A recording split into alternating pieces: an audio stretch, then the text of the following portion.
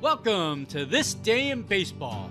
We bring you everything from the thrill of victory to the agony of defeat and every milestone and oddball event in between. Today's game is courtesy of thisdayinbaseball.com. You can come for a peek, make friends for a lifetime. Before, after, and during the game, check out the links below the video and visit the player pages, parks, and teams as you listen to this blast from the past. You can catch us on every social media platform. And I want to do a special thanks to MLB Classic Radio Archives for this broadcast. Now, let's play ball.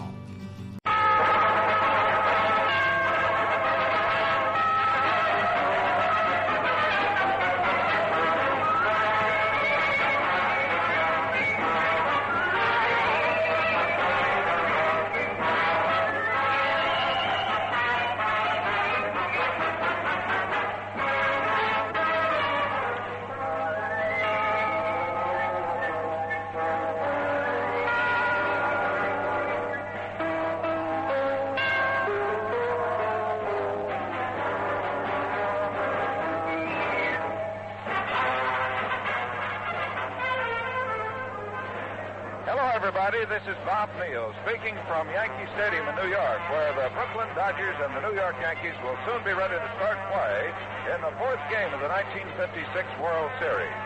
Fourth game of the series. The Dodgers leading by one game. They have won two and lost one. The Yankees with Whitey Ford and Enos Slaughter putting them back in contention. Casey Stengel is going with his same lineup, which brought him a victory yesterday, and certainly Case, famed for his ever-changing lineups, has some reporters scratching through their minds to recall when Casey used the same lineup in the same batting order twice in a row. Here are the lineups for the New York Yankees. Hank Bauer will lead off and play in right field. Bauer's catch yesterday off Roy Campanella was one of the highlights of the game, and his throw relayed by Martin to Carey, nailing Perillo at third in the ninth, was another demonstration of the power of Mr. Bauer. Joe Collins, who has one hit in the series, will start at first base. I'm sure that with the winds that we have today, Casey Stengel wants to have Collins, who can get that ball up in the air, in there. Mickey Mantle, who has 3 hits and 11 times at bat, who hasn't been able to do any of that bombastic bombing in Yankee Stadium, will bat third, play center field. Yogi Berra will catch and bat fourth. Berra has 4 hits and 11 times at bat, including a grand slammer, and that was over in Ebbets Field. Enos Slaughter, the toast of New York and the talk of the baseball world generally, will bat fifth. Billy Martin will play second, bat sixth. Billy had a home run yesterday. Defensively, he's been in on 3 Yankee double plays. McDougall will bat seventh. His play has been steady for the Yankees. Andy Carey will play third and bat eighth. And he struck out 3 times yesterday. He was charged with an error, but he made 2 great fielding plays to keep the Dodgers from scoring. The pitcher for New York today will be Tom Sturdivant. Thomas Virgil Sturdivant II is from Gordon, Kansas. He's 26, stands 6 foot, weighs 180 pounds, broke into baseball as a second and third baseman with Quincy in 1948. He started pitching in 1952 with Beaumont. He has a good fastball, throws a slider, a curve, and a knuckleball. If his knuckleball is zagging where it's supposed to zag, he may go with it a great deal. Otherwise, he'll use it if he has, for example, a 2-strike count on a batter. In the 55 series, according to the official baseball encyclopedia, Tom worked in 2 games, a total of 3 innings. He gave up 5 hits, 2 runs, struck out none, walked 2. He worked 1 inning in the 4th game, and today he is making his first start in a World Series game. The pitcher for the Dodgers will be Carl Erskine. Now, Erskine can become the first Brooklyn pitcher ever to win 3 series games by winning today. The 2-game winners, in addition to Carl, have been Hugh Casey, Johnny Podres, and Preacher Rowe. This is Erskine's 10th series game, a record for a Brooklyn pitcher. Casey pitched in 9, and high among active Major League hurlers. He has started more series games 6 than any pitcher in Brooklyn history, and today's start ties him with Ford for the most series starts by an active pitcher. Erskine has 2 series victories, both complete games, 1 loss. His first win was in the 5th game in 1952, an 11-inning 6-5 victory at Yankee Stadium. He retired the last 19 batters. His second win was in the 3rd game in 1953 at Brooklyn, a 14-strikeout series record. By the way, most of these very vital statistics we glean from the official Encyclopedia of Baseball. Carl's only loss was in the 2nd game in 1952, 7-1 at Brooklyn.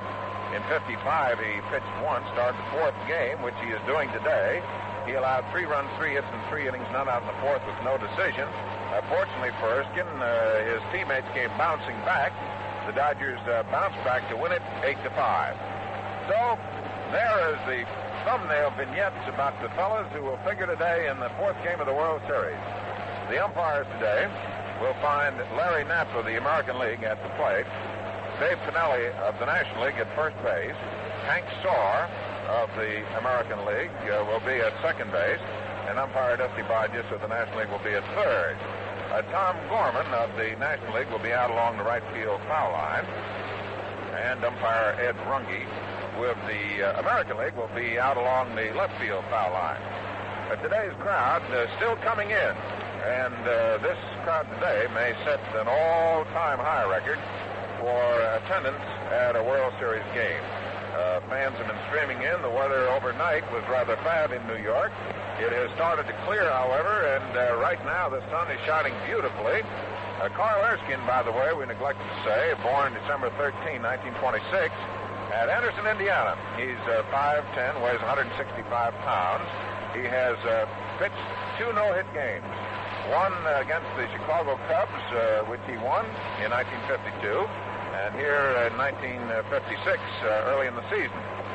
Erskine no longer has that great, fantastic, blazing speed that he had in the earlier part of his career. Suffered with a sore arm last year, but has been able to bounce back this year. Has great control, and as Carl says himself, if I've got that control, that real fine line, he said, I can beat him. If I haven't, he said, we have a lot of other pitchers on the staff who'll be there to help me. And while we are just about a minute and a few seconds away from the first pitch of the fourth game of the 1956 World Series, the Brooklyn Dodgers, Jim Gilliam will lead off and today play second base. Huey Reese will bat second and play shortstop. Dick Snyder will bat third and be in center field. Jackie Robinson will bat fourth and play third. Gil Hodges will bat fifth and play first. Sandy Amorous in left field will bat sixth. Carl Fuller will bat seventh and be in right field. Roy Campanella doing the catching, and Carl Erskine on the mound. Tom Sturdivant up on the mound, loosening up for the Yankees. Hank Bauer will lead off for New York, play in right field. Joe Collins will be at first base and bat second. Mickey Mantle will bat third and play center field. Yogi Berra will bat fourth and catch. Enos Slaughter in left field will bat fifth. Billy Martin at second base will bat sixth. Gil McDougall at short will bat seventh. Batting eighth and playing third base Andy Carey, and Tom Sturdivant on the mound. Sturdivant won 16 while losing 8 in the regular season, and Carl Erskine for the National League Brooklyn Dodgers won 13 while losing 11. So it's a battle of right-handers today. The wind blowing out towards right center and center field. The first batter up for the Brooklyn Dodgers will be Junior Gilliam. He's a switch hitter, and he'll be batting from the left side with the right-hander Carl Erskine pitching for the Dodgers and the right-hander Tom Sturdivant pitching for the Yankees. So umpire Larry Knapp cleans off the plate. Jim Gilliam, the first batter for the Dodgers, steps in. And the fourth game of the 1956 World Series is about to start. And here to carry over the first 4.5 innings of this, the fourth game of the World Series, my associate and friend from Washington, Bob Wolf. Thank you, Bob Neal. And what a beautiful day for baseball. All set to go is Jim Gilliam playing second base. Batting 100, he has 2 RBIs. Steps in, batting left-handed against Tom Sturdivant. They're playing him slightly around for the right, not very much. Mantle is in, playing a rather shallow center field. Here comes the first pitch of the game, and it's wide of the plate for ball one. A fastball wide, ball one to Jim Gilliam. Yogi Berra doing the catching, Sturdivant on the mound. It's Carey, McDougall, Martin, and Collins for the Yankees in the infield, and Slaughter, Mantle, and Bauer in the outfield. Bauer's playing a deep right, just about 3 or 4 feet from the cinder path there. Gilliam waits. Here comes the pitch, and it's a strike call. The fastball out the knees in the inside corner. And the count to Gilliam is 1-1. He'll be followed by Reese and Snyder. A perfect afternoon for baseball, and as Bob Neal told you earlier, there is a breeze which is blowing toward right center field at the moment. Sturdivant looks in, gets the sign, up goes the arm, the 1-1 pitch on the way. A curve drops too low, and the count now is 2 balls and a strike. Another jam-packed crowd here in New York. Sturdivant steps back off the mound. He looks around for a moment at his defensive alignment, looks over toward third, where Andy Carey is at the third base spot today. Now the pitcher looks in once again. Takes a deep breath. Tugs at the cap, and he's all set to go. 2 balls, strike 1 to Gilliam. And the pitch is swung on. There's a high foul going off to the left and out of play. Landing up on the upper deck. It's always a tense moment for all participants when the ball game gets on the way. And Sturdivant looked around after the first pitch there. You could see him take a deep breath. And now he is back off the mound, rubs the ball for a moment, again tugs at the cap, and this time goes to the rosin bag. This is it that chips it out in the World Series. And every pitch counts. Gilliam stands fairly close to the plate. He chokes up on the bat. The count 2-2. There's the look in for the sign. Sturdivant starts the windup. And the 2-2 pitch on the way is inside on a fastball. It's now 3-2. Gilliam gave that a good, careful look before backing up slightly. And now he bends over to get a bit of dirt to grip that bat just a bit better. Again looks out toward the mound. The count now has gone to 3-2 on Gilliam. Leading off for the Brooklyn Dodgers on the top of the first inning. Ready for the 3-2 pitch on the way. It's wide. Ball 4. Gilliam walks. Jim Gilliam trots down to first base for the walk. And that brings up Pee Wee Reese, who is batting .357 in the series. Team captain of the Brooklyn Dodgers.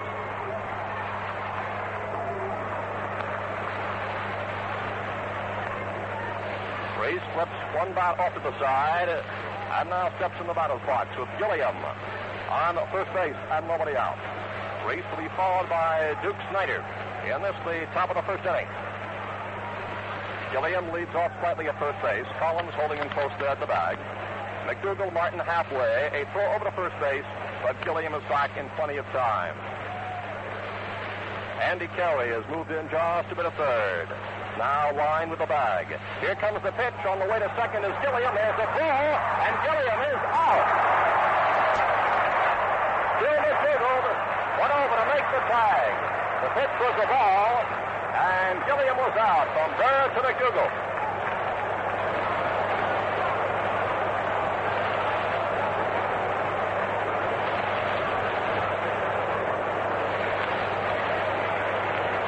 Little plate dusting by Larry Knott, the plate umpire, and the crowd has already seen a World Series thrill this afternoon. It's 4-1 to Reese with one away. Sturdivant delivers, and he gets the outside corner at the knees with a called strike. Reese steps out to get a bit of dirt. They're playing Pee Wee straight away in all fields. Mantle just a step or so from dead center. Pee Wee reached the plate with a count of 1-1 and one away in the top of the first inning. Now Sturdivant set once again. Starts the windup. Comes in with the pitch. And a curve drops low and wide of the plate. The count is 2 balls, strike 1 to Reese. Pee Wee has had 2 runs batted in the series, and a hefty .357 batting average. Trips that bat looking out toward the mound. There's a pitch to the outside corner for a called strike. Sturdivant playing those corners well. And the count now is 2-2 to Reese. Pee Wee edges up just a wee bit closer to the ditch. Sturdivant bends forward to get the sign from Berra. Ready now for the 2-2 pitch. There's one away. Here's the windup of the right-hander. And the pitch is on the outside corner for ball strike 3 in just the same spot.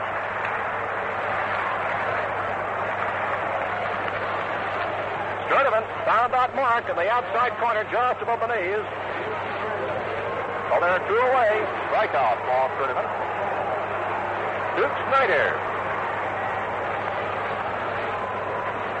Left-handed batter comes up with a .300 World Series average. He's had 1 homer and 4 runs batted in. The big Duke up there with 2 outs. Nobody on. Sturdivant ready. Delivers, and he's wide. The ball popped in and out of Berra's mitt.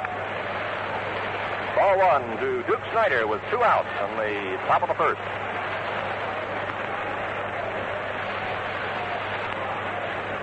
Bauer has moved over toward right center field for Snyder. Mantle is playing deep.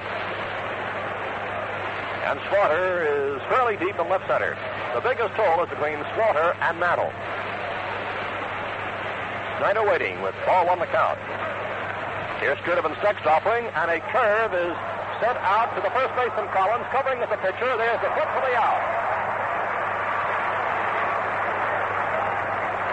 Brad retired in the top of the first inning with no runs, no hits, no errors, and nobody left. And at the middle of the first inning, it's Brooklyn nothing, Yanks nothing.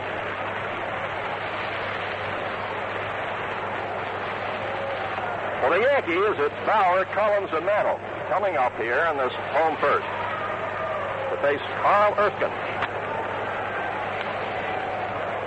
Bauer, leading off, comes up with a .286 series mark.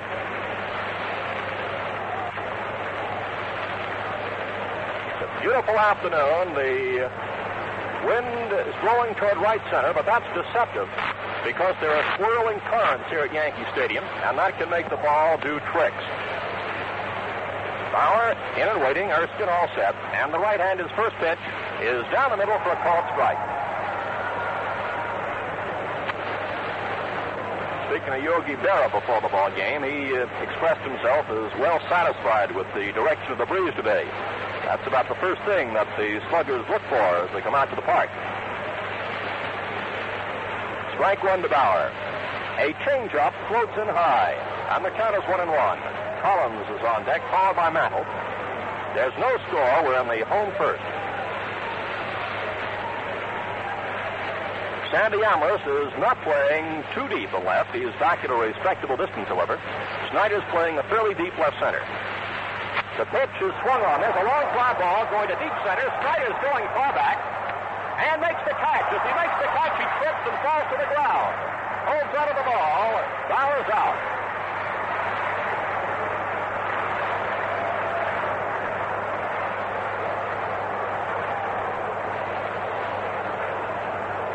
Hank Bauer sending the long fly ball to Duke Snyder, who went back, hauled it in, and as he made the catch, tripped and fell to the ground.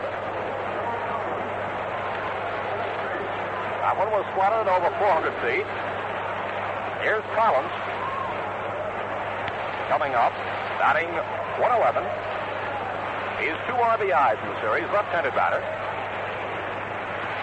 And the first pitch is wide for a ball.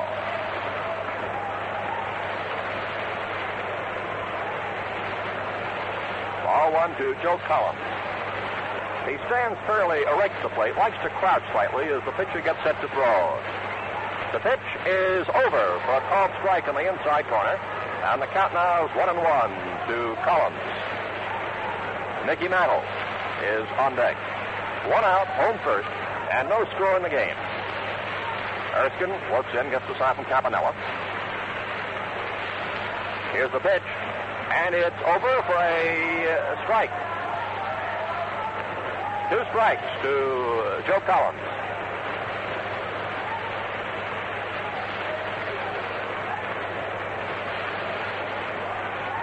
Campanella appears to have been injured on that play as he sunk to his knees.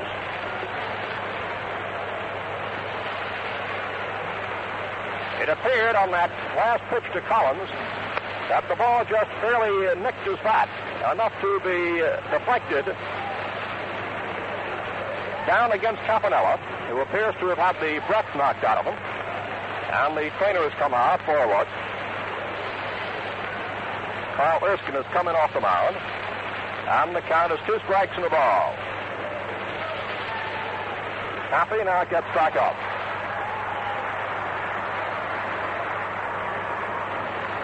Collins that time appeared to try to check the swing, and the ball, if it ticked, just barely did so, enough to deflect it under Campanella's mitt. Not got his breath. He says he's all right. And now we'll have a few warm-up pitches from Erskine just to make sure the trainer's gone back into the dugout.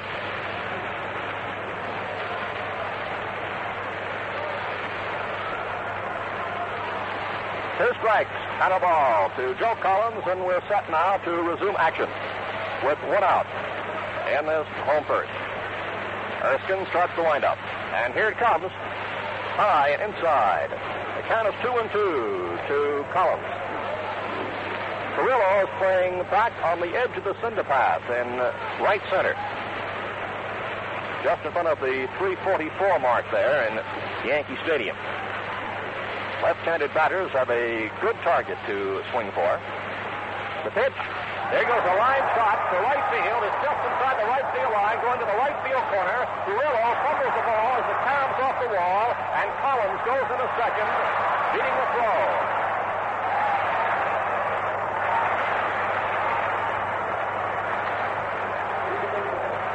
It's a two-base hit for Joe Collins. A line shot at 5 or 6 feet inside the right field line, went in the corner.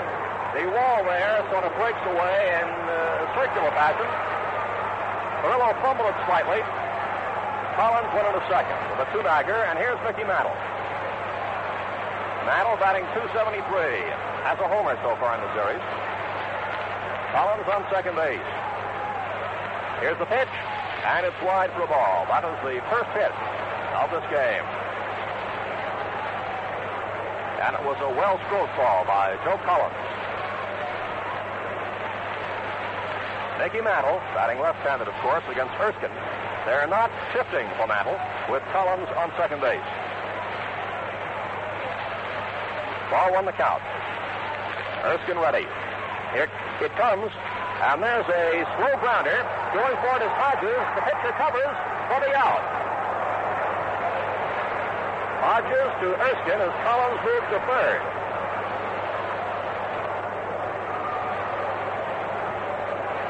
That was a slow one going out to Hodges, who really had to rush for the ball to his right and in just a bit. And Erskine had to speed over to the bag, because with a man like Mantle running, you just can't waste any time out there defensively.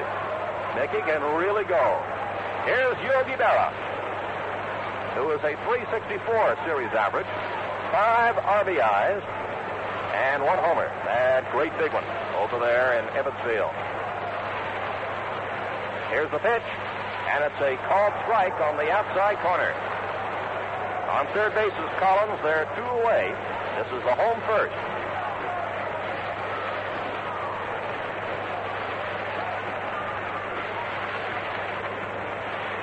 Berra waits. The pitch is hit. And that roar you hear is because Erskine pulled the string on that one. He changed up speeds, and Berra gave it a big ripple. But nothing happened, except strike 2. Erskine, a very poised and tricky pitcher. Now looks in for the sign with a 2-strike count. Collins on third and 2 away. The next pitch is inside. Moves Yogi back slightly from the plate.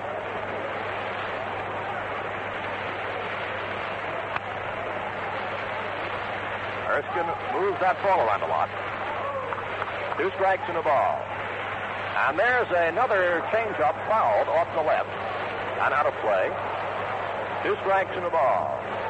Carl uses fastballs, curves, the slider, and the changeup, and all very effectively.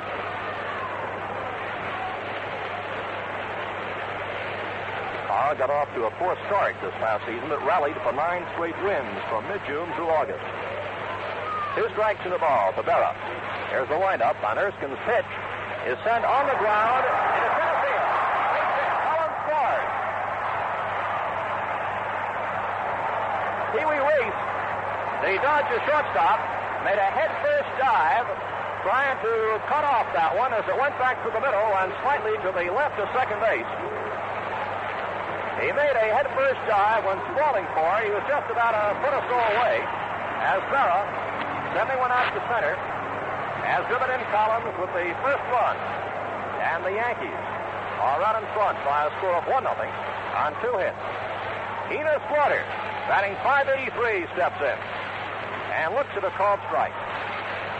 He misses 4 RBIs and 1 homer.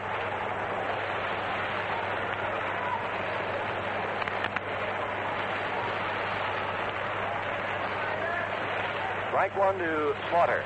Berra on first base. And there's a pitch low, and the count is 1-1. For Yogi Berra, his 6th RBI in the series. 1-1 to Slaughter.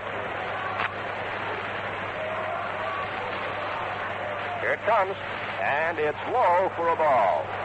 2 balls and a strike.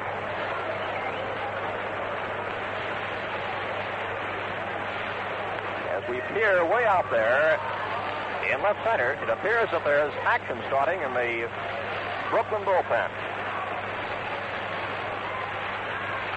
There's a top ball going down the third base line. The pitcher goes over, throws to first base, fully out. Fast fielding by Erskine as Slaughter topped one. It was about 3 or 4 feet inside the line. And only fast fielding from Erskine to Hodges retired Slaughter, streaking to first base for the out. So that takes care of action in the home first, with the total showing 1 run. There were 2 hits, no errors, and 1 left. And the score after the first inning, Yanks 1, Brooklyn nothing. The top of the second.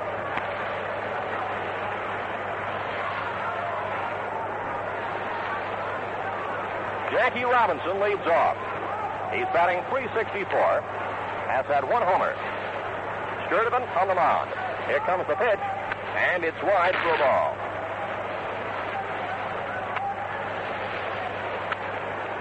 Robinson, Hodges, and Amorose here in this second, and the score, Yanks 1, Brooklyn nothing. Mantle has gone over to left center for Jackie Robinson. Slaughter's deep and left. Here's the next pitch, and a curve breaks over on the outside corner. Beautiful curveball that time. It's a 1-1 count. 1-1 to Robinson, batting in the number 4 slot. Here's Sturdivant's next one, and there's a foul just off to our right, with the inevitable scramble for a prize souvenir. 2 strikes and a ball to Robinson. Before the ball game, Walt Austin told me that it appears that Magley is almost a certainty for tomorrow.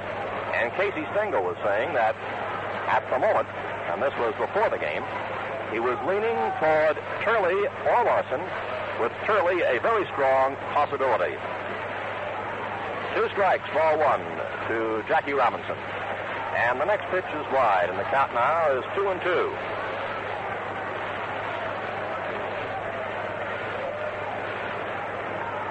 Tom Sturdivant, 26 years old, on the mound. 6'1", 180 pounds. 2-2 the count to Jackie Robinson. The right-hander's next one is a curve which comes in low, and it goes to 3-2. Sturdivant was second to Ford in the number of strikeouts on the Yankees this season. He likes to keep that ball low. 3-2. Steps back off the mound for the moment, goes to the Rosenbach. Tom making his first series start, but his 4th series appearance in all. And now Robinson steps out and calls for the Rosenbach, which is flipped up by the on-deck man, Gil Hodges, with a 3-2 count. Jackie stretches just a bit. Now he's moving back in the batter's box. Sturdivant again to the Rosenbach, and punches the count. Tom has a little habit there of pounding that ball into his glove before getting the sign. He's ready for the 3-2 pitch, and it's lined foul. It was a drive just about 10 feet or so outside the left field line and fairly deep into the box seats there. And Jackie really cracked that one. So it remains 3-2. Mantle has gone over just a bit more toward left center. Robinson stands deep in the batter's box waiting. Sturdivant again puts that ball into his glove. Now looks in for the sign. Here's a 3-2 pitch. Inside, ball 4. Robinson draws the walk. And that brings up Gil Hodges, who has a .600 World Series average. He has a homer and 7 runs batted in.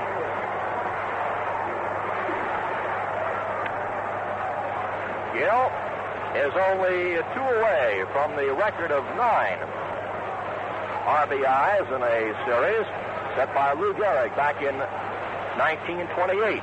You can find many interesting facts such as these in the official encyclopedia of baseball. So Hodges is in there with Robinson on first. Here comes the pitch, and it's over for a called strike.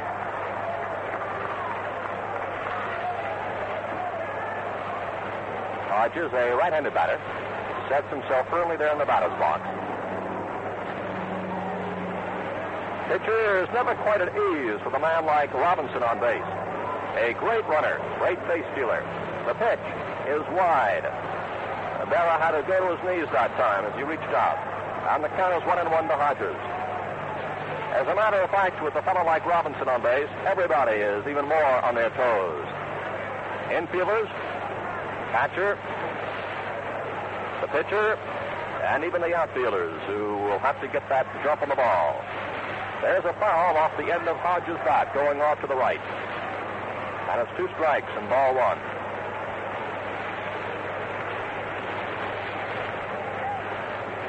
Hodges, a tremendous power hitter up there, who finished with a very strong outburst of slugging toward the end of the season. He had topped 100 RBIs for 6 straight years prior to this year, when he fell short of 87. But he really ended up strong. And, of course, he's been slugging that ball in the series. 2 strikes and a ball. There's a foul back behind home plate. Count remains 2 strikes, ball 1, as Larry Knapp throws a new ball out to Sturdivant on the mound. Among other pitchers, Sturdivant throws a knuckleball up there. Not of the floating variety. It comes up with fairly good speed and then dips. It's a pitch that the catchers have to be very alert on because they're not sure which way it's going to break. Robinson on first base. The score, Yanks 1, Dodgers nothing. And there's a throw from Sturdivant over to Collins, and Jackie's back to the bag. Time as Larry Knapp gets a new supply of baseballs. And Hodges out of the batter's box. Now Big Gil steps back in. 2 strikes, ball 1. The stretch and the pause by Sturdivant. And the pitch. There goes a foul off to the right. Into the seats. Remains 2 strikes in the ball. Some fan reached back and caught that one. Everybody is very sympathetic to somebody else who catches a foul ball. Usually rewards the gentleman, or in some cases, the lady, with a round of applause. 2 strikes, ball 1 to Hodges. They're playing him deep and slightly toward left. Robinson makes a ball straight. Here comes the pitch. A swing on this by Hodges. And Robinson scurries back to the bag. Hodges out on a strikeout.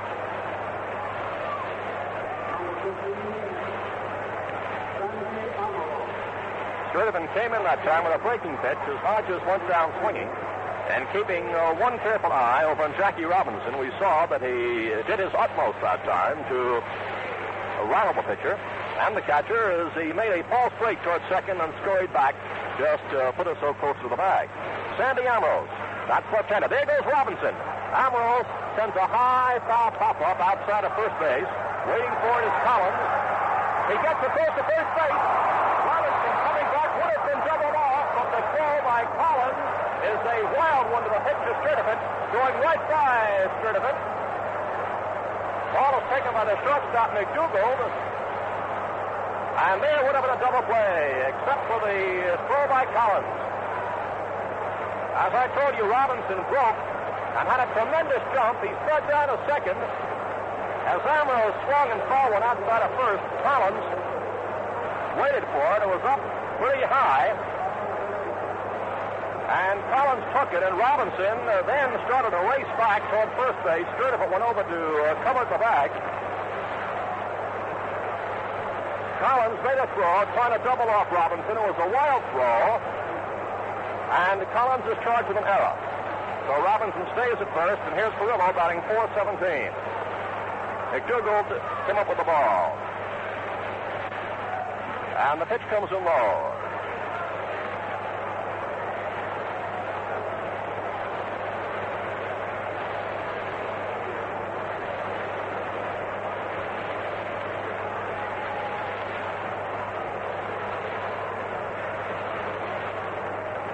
Perillo waiting. Ball on the count. And he swings and misses. 1-1.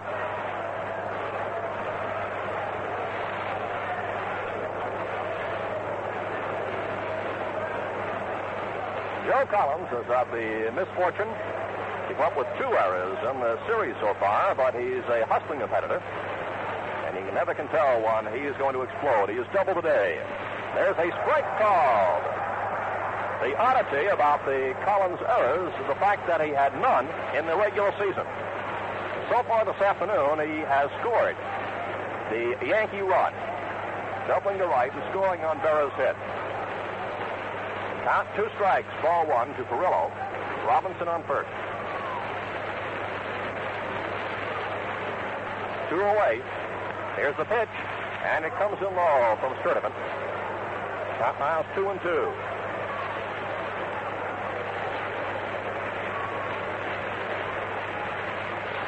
Two and two to Perillo.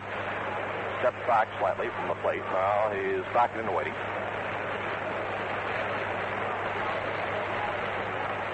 Robinson is taking a fairly good-sized lead, and Sturdivant is keeping an eye on him. Now throws to first base, and Jackie gets back to the bag. Again, Jackie edges off. He just looks like he's brimming with tension, all set to launch into a run toward second. Leaves a little further. Here comes the pitch, and there's a ground foul outside of third.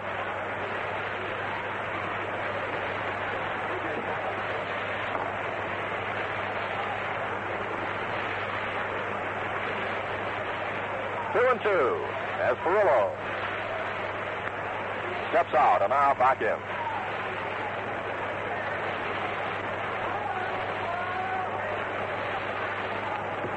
Robinson on first base. Jackie looks out there, concentrating on the pitcher. Sturdivant ready. Here it comes, and there's a ball which goes down the first baseline to Collins. Perillo tried to check his swing, and the ball just slipped off his bat. Was an easy grounder over to Collins, who just had to pick it up, touch the bag, and Perillo was out to retire the side.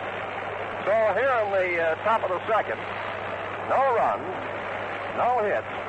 There was an error, and 1 left.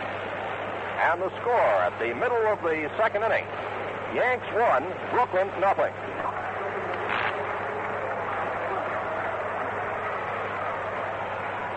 Billy Martin, batting .273 in the series, leads off against Erskine. Swings, sends a high fly ball out to short left. Sandy Ambrose comes in and has it. 1 out, and we pause 10 seconds for station identification. This Mutual, the radio network for all America.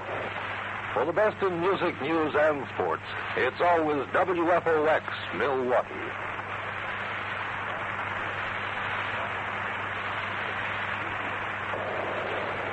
Here at Yankee Stadium, this is Bob Wolf along with Bob Neal. The score of the ball game, Yankees 1, Brooklyn nothing. There's 1 out in the home second, and Gil McDougald, batting .222, is at the plate. That's his series average. The pitch is a curve at the knees for a called strike.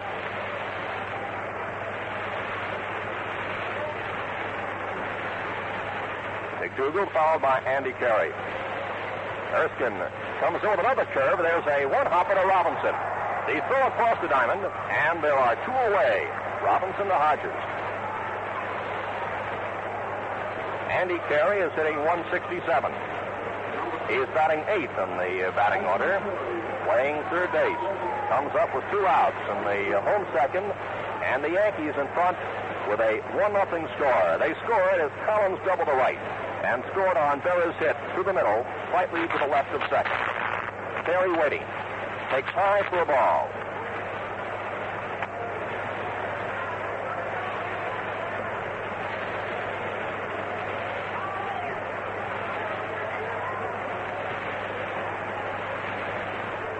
Here it comes, and a cut and a miss.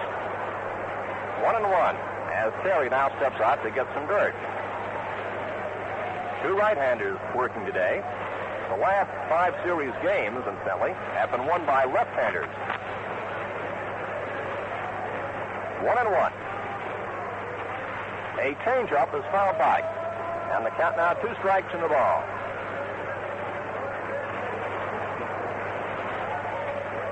Last 5 series games here at Yankee Stadium have found southpaws on top. Ford in 56, and Ford Burns, Ford Padres in 55. 2 strikes, ball 1. And there's a called strike as a curveball comes over the outside corner for strike 3. So Terry is out. And in the home second, there are no runs, no hits, no errors, and nobody left. The score after 2 innings, Yanks 1, Brooklyn 0. Roy Campanella leads off the third, batting 200.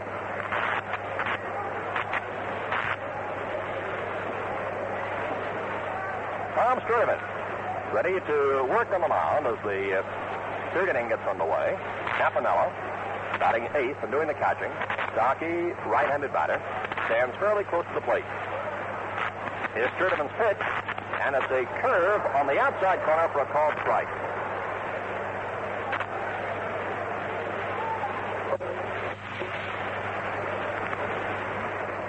Strike 1 to Campanella.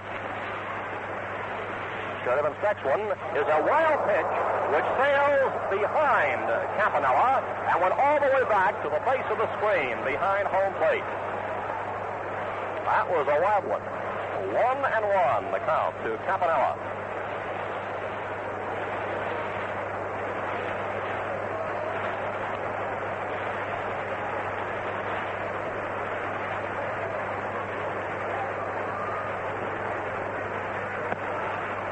Here's a sign now from Berra. And the pitch, a fastball, which is low. 2 balls, strike 1. Sturdivant keeping those pitches low.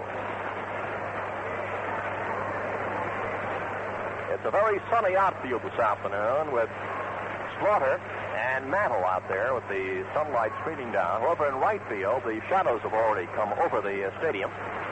And the Bauer is out there, not in the sun. The pitch is wide, missing the outside corner. It goes to ball 3 and strike 1 to Campanella, leading off here in the third inning. In both the first and the second innings, the first man up to face Sturdivant has drawn walks. And now he's threatening to find the same fate falling him here in the third. 3 balls, strike 1. Campy grips that bat, looks out for the mound. Here's Sturdivant's pitch. A swing and a miss. It was a fastball right down the slot that time. It's now 3-2. Strike 1 to Campanella. Sturdivant's next one is a wild pitch which sails behind Campanella and went all the way back to the base of the screen behind home plate. That was a wild one. 1-1 the count to Campanella.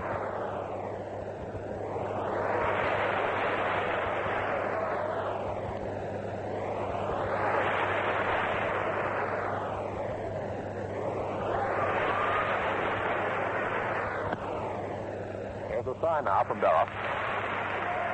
And the pitch, a fastball, which is low. 2 balls, strike 1. Sturdivant keeping those pitches low.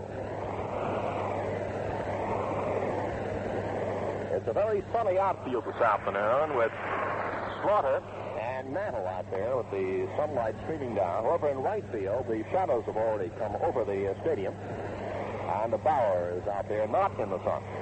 The pitch is wide, missing the outside corner. He goes to ball 3 and strike 1 to Campanella, leading off here in the third inning. In both the first and the second innings, the first man up to face Sturdivant has drawn walks. And now he's threatening to find the same fate, falling in here in the third. 3 balls, strike 1. Coffey grips that bat, looks out for the mound. Here's Sturdivant's pitch. A swing and a miss. It was a fastball right down the slot last time. It's now 3-2 to Campanella.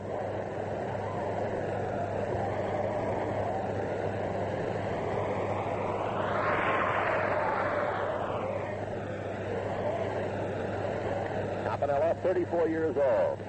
Fellow who can stroke that long ball, waiting for the 3-2 pitch.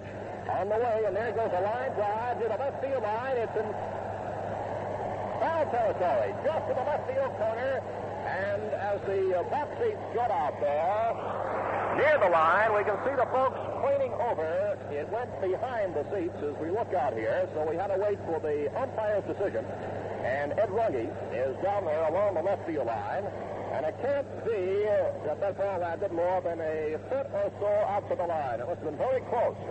Down in the left field corner, the box seats jut out, and the line, as we view from our broadcast booth, disappears behind the seats with the foul pole down there in the corner. And that one landed right out there between the seats and that line. It's a very close distance to the line. How much we can't tell you exactly because we do not see that spot, but it was close. 3-2. Here's the next pitch inside, and it's 4-4. So Campanella becomes the third Brooklyn Dodger to lead off in 3 innings by drawing a walk. And Joe Collins goes over now to have a word or so with Tom Sturdivant as Carl Erskine comes up.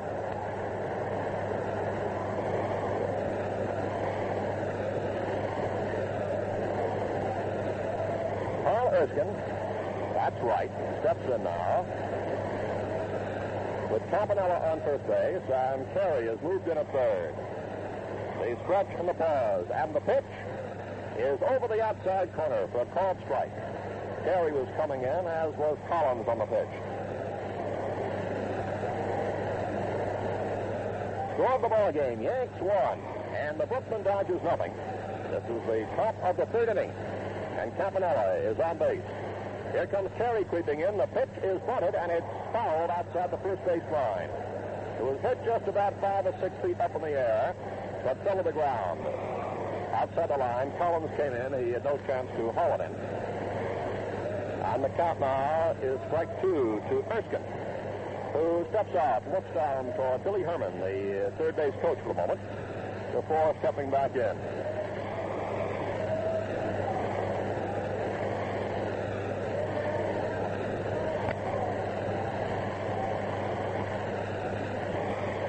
Mantle has moved in. He's playing fairly shallow in center. Here it comes. A swing and a miss, and Erskine is out.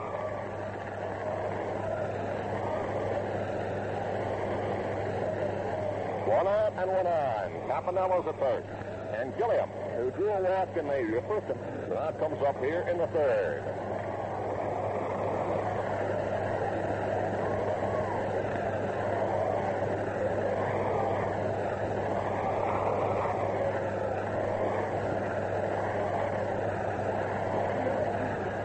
The pitch, and Gilliam looks at a called strike. It was a curveball in the inside corner. Strike 1 to Gilliam, batting in the number 1 slot, playing second base.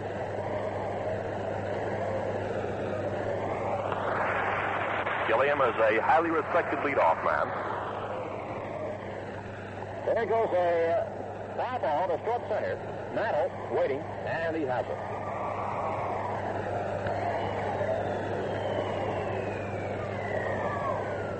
Away, Campanella on first, and the batter is Pee Wee Reese, who looked at a called strike 3 in the first inning.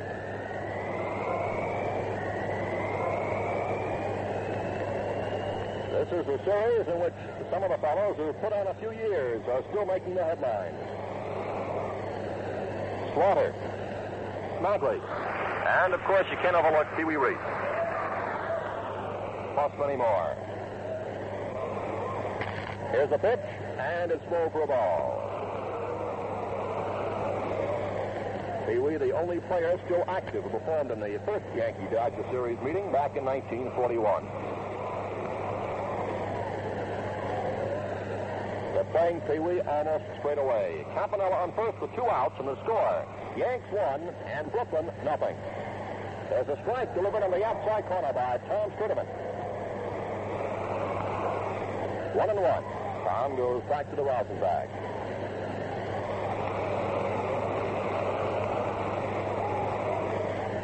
Now looks in to get the sign from Yogi Berra. Here's the pitch, and there's a foul to the right. Now 2 strikes and a ball to Reese.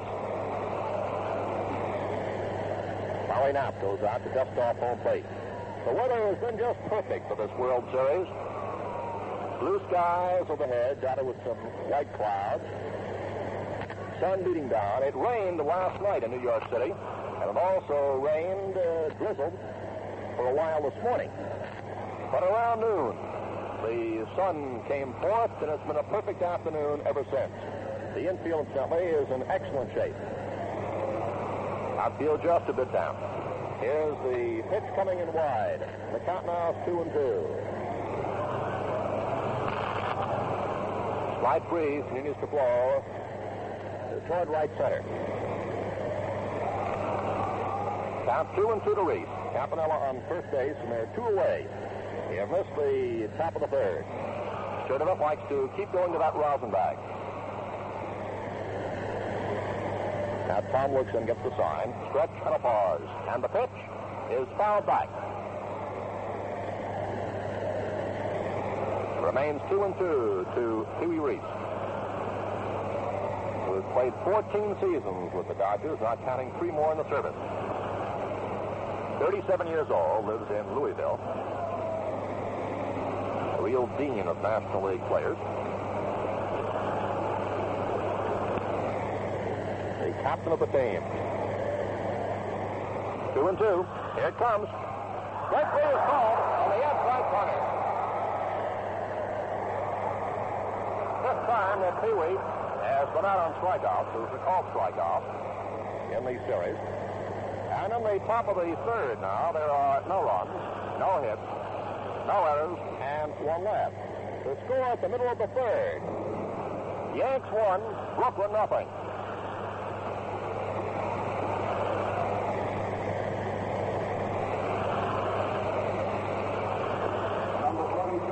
Tom Sturdivant draws the applause as he comes up on the home third.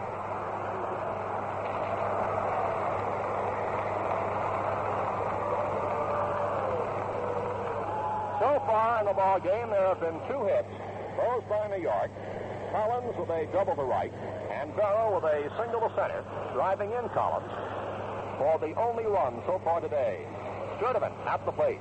Bats left-handed. Swings. Sends a pop-up going to short left. It may drop. It does. Base hit. Sturdivant sliced one into short left field, and Reese went running back into his right. Amorous came rushing in. The ball dropped back there, I'd say just about 20 feet or so on the outfield grass. And Sturdivant is on with a single. Slicing one out to very short left. Here's Bauer, who flied out deep to Snyder in the first inning. That is the third hit of the ball game. Yankees have them all. Bauer up. Sturdivant on first. And there's a throw over to first base by Erskine, and Sturdivant hurries back. He was only about 2 or 3 feet off the bag. Has his jacket on. The score, 1-0 New York. We're in the home third. The pitch is high for a ball. On that pitch, Hodges broke in toward home plate, anticipating that Bauer might possibly lay one down. He did not make any move. It was ball 1. Robinson is playing in a line with the bag at third. Reese and Gilliam at double play depth. Here it comes, and this one is bunted and popped up foul and taken by Campanella.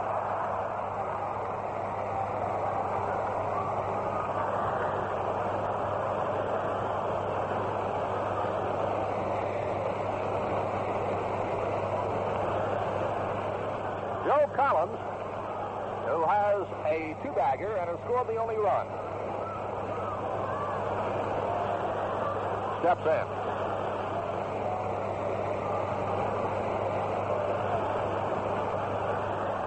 Collins, a left-handed batter, up there with one out and one on.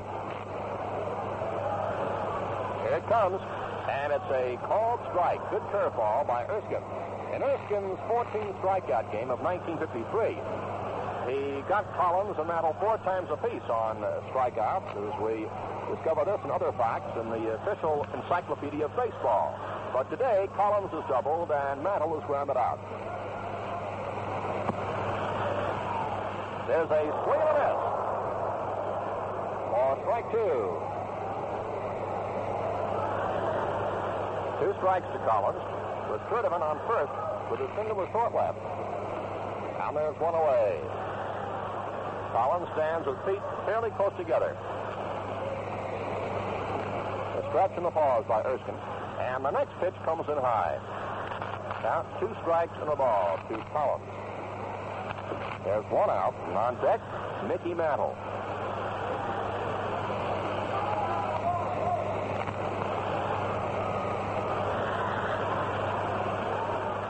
Perillo is playing far back in the right for Collins, just on the edge of the cinder path there. Here it comes, and there goes a ground ball to Gilliam. Over to Reese for one, back to Hodges. Double play.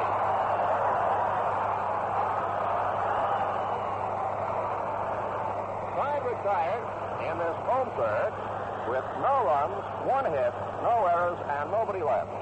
And the score, after 3 innings of the ball game, Yankees 1, Brooklyn nothing. The 4th inning finds Duke Snyder, Jackie Robinson, Gil Hodges, the first 3 men up for the Brooklyn Dodgers. Snyder grounded out in the first inning.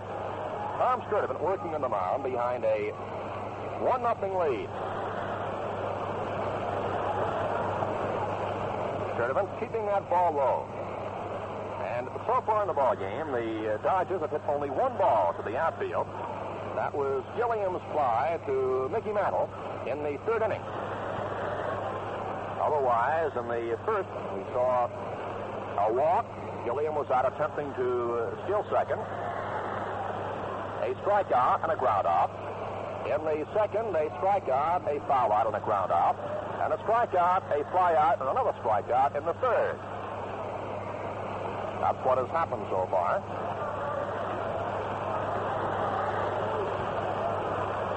In the first 3 innings, Sturdivant led off by giving up a walk.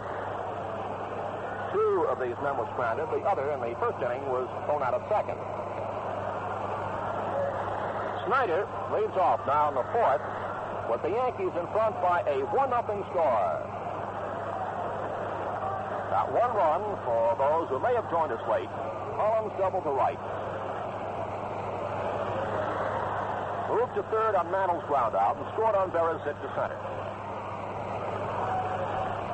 There goes a line drive to right field for a base hit. It's up against the wall. Snyder's on the way to second. There's a throw from Bauer. It's going to be close. He is safe at second base. Snyder in with a double. Beating the throw to Gil McDougall. That is the first hit for the Brooklyn Dodgers.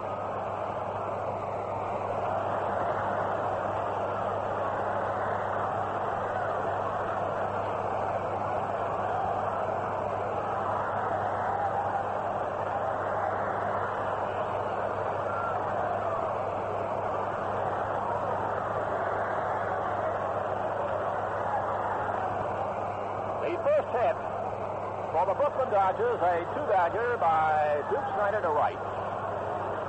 Bauer made a fine throw to McDougall, and Snyder with a slide beat it. So, the crowd here now senses further action as Jackie Robinson, who drew a walk in the 2nd, is getting set now. He's still outside the batter's box. And the Brooklyn Dodgers, with their first hit to 3 for New York, have the tying run on second base. The first man up for of the Dodgers in each of the first 4 innings has been on base. 3 with walks, and now Snyder with the first hit. Mantle was moved over to left center slightly. The pitch to Robinson is fouled off to the right for strike 1. And Billy Martin is coming in now to have a few words with Tom Sturdivant.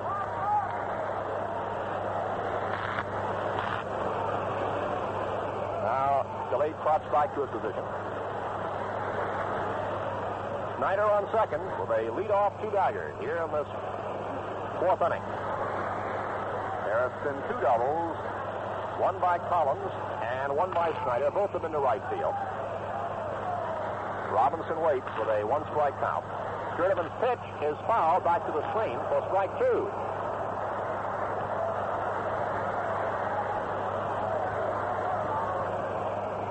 Sturdivant again is back off the mound.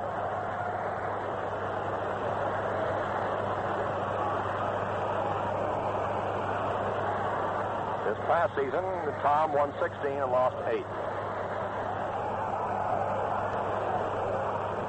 Snyder is dropped back to second by Sturdivant. No throw made. And now the Duke leads off again. McDougald for Robinson is moved toward his right, far over in the hole, so Snyder is a pretty good territory to range. Robinson sends a foul back near the screen. Berra is coming back near the screen and makes the catch.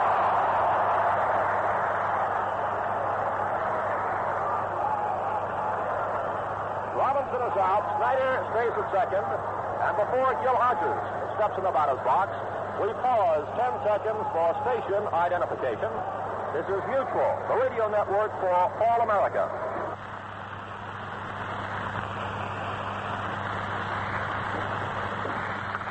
WLS Chicago.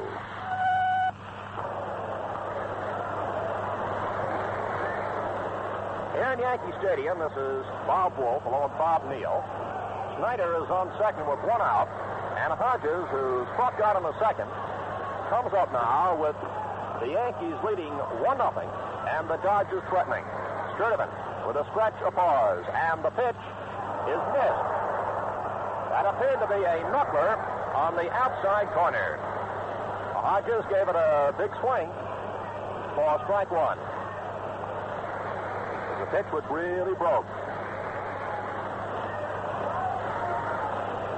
McDougald is moved far over in the shortstop post.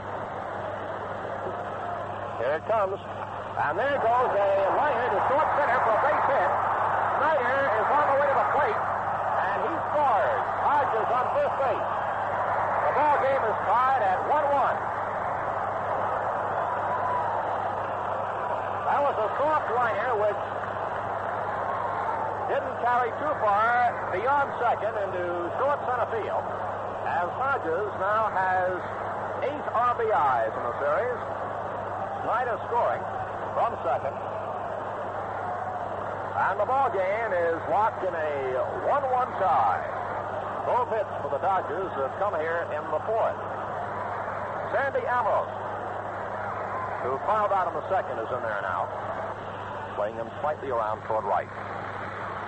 He swings, sends a line drive right to Collins, who has it, touches the bag. Double play as Hodges is doubled off first. Quick double play. So on the top of this 4th inning, 1 run, 2 hits, no errors, and nobody left. And the score at the middle of the 4th inning.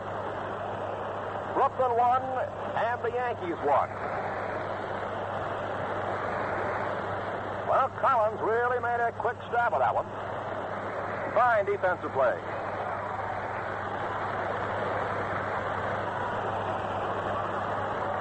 The home for it, and it's Mickey Mantle leading off against Carl Erskine.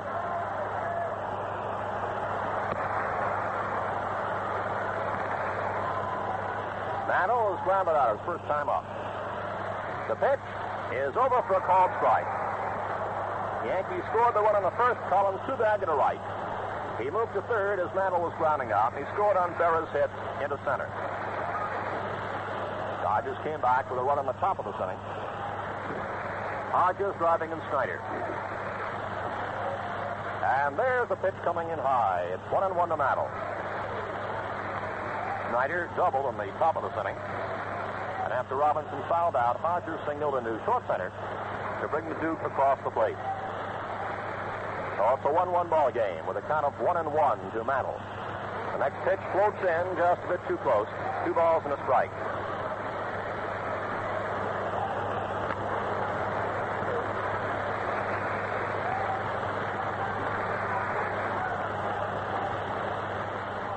Strike 1. And a strike is called as a curve broke at the knees in the inside corner, and the count now is 2-2 to Mickey Mantle. We've noticed that the Brooklyn Dodger pitchers, for the most part, have thrown a lot of pitches to Mantle just above the knees on the inside corner.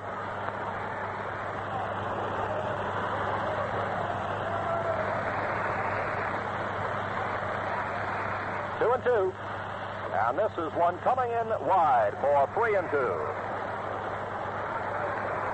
Mantle followed by Berra and Slaughter. So Erskine certainly has his work cut out for him on this home fourth. 1-1 the score. 3-2 to Mantle. Here's the windup, and Carl's pitch is a curve low. Ball 4 as Mantle draws the walk. And that is the first walk that Erskine has yielded.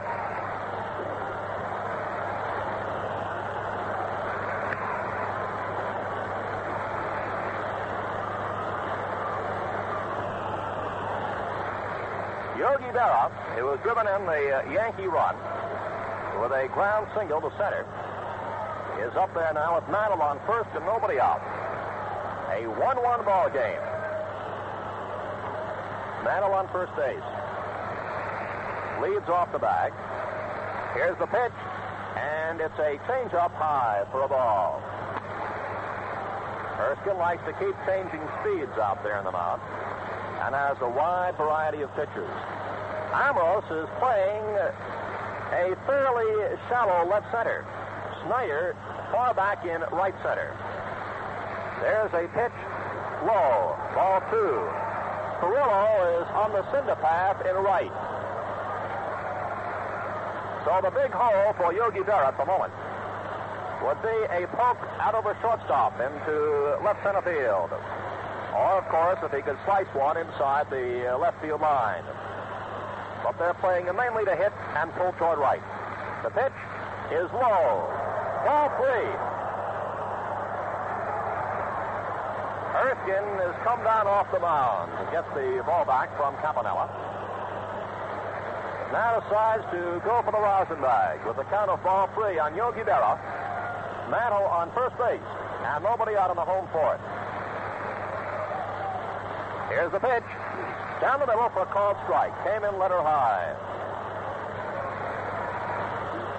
Erskine's curves, which have been missing, have not been missing by too much. Mainly, they've been coming in just a bit on the low side. 3 balls and a strike. There goes Mantle. Berra sends a high foul ball off to the left. Hit up against the facing of the upper deck and fell down below. So it's 3-2, and Mantle jogs back to first base.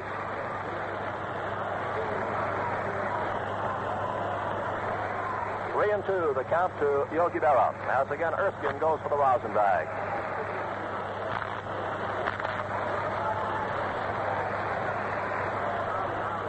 Appears to be some Dodger bullpen activity. There goes Mantle again. Berra swings and misses. Campanella throws to second. Too late.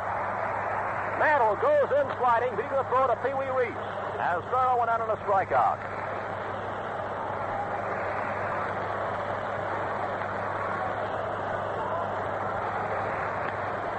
So Mickey Mantle is on second with a stolen base.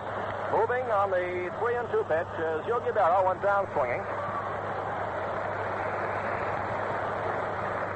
And the old pro, Enos Slaughter, comes up with a man on second and 1 out.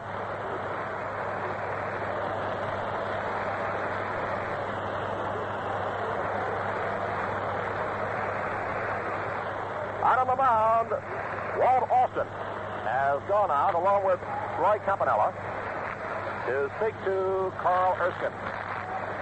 Mighty pleased at this Broadcast is going around the world. Our Armed Forces radio taking it overseas.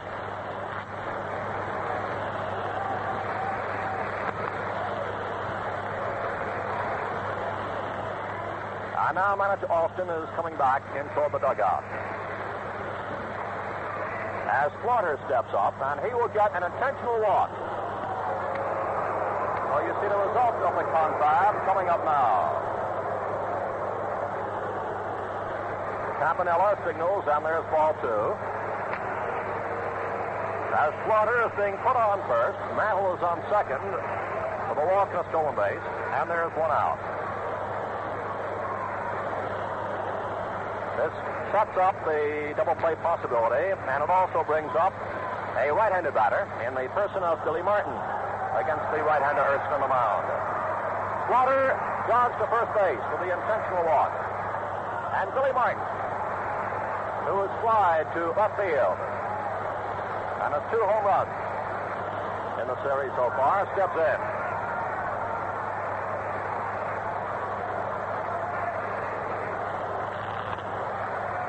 Billy is a tremendous World Series competitor, as his past record and this year's record is already proved. 2 on, 1 out. Here's the pitch, and it's high for a ball. Reese and Gilliam set up at double play depth. The score of the ball game, Brooklyn 1 and the Yankees 1. And this is the home fourth.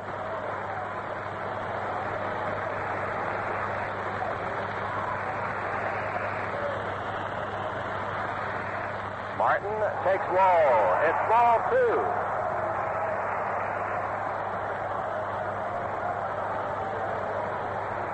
Billy's homer off Craig in the third game the other day was his 6th in 25 World Series games.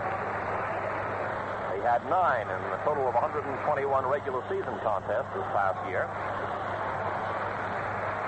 Ball 2. Erskine looks back. Then delivers a fastball, which is foul to the right and out of play. On the count now is 2 balls and a strike. There are 2 fast men on the bases, that's for sure. Mantle and Slaughter. Martin outside the batter's box with a ball 2 and strike 1 count. Gil McDougald is on deck.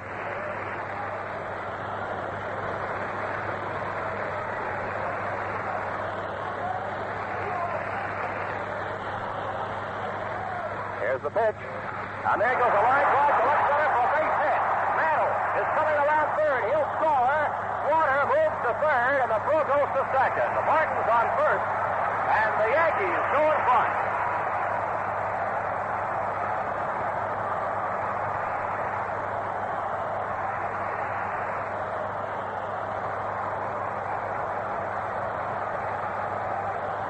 Well, there's that roommate combination paying off again.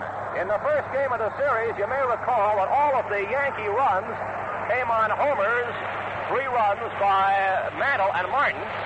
And here today, we've seen the 2 roommates coming through as Mantle came in to score on Billy Martin's hit.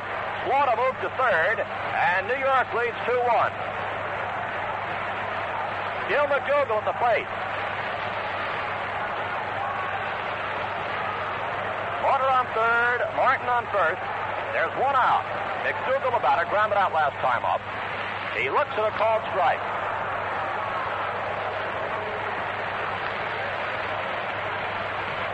Martin laced that one to left center field.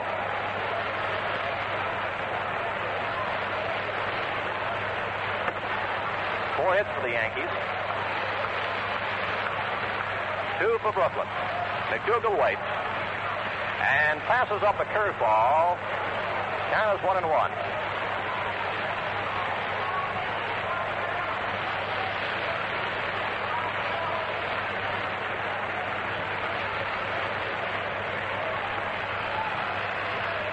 One to McDougald, who grounded out in the second. Slaughter edges off third, Martin off first. Here's the pitch, and there's a foul just in front of our booth for 2 strikes and a ball. Gil steps out for the moment.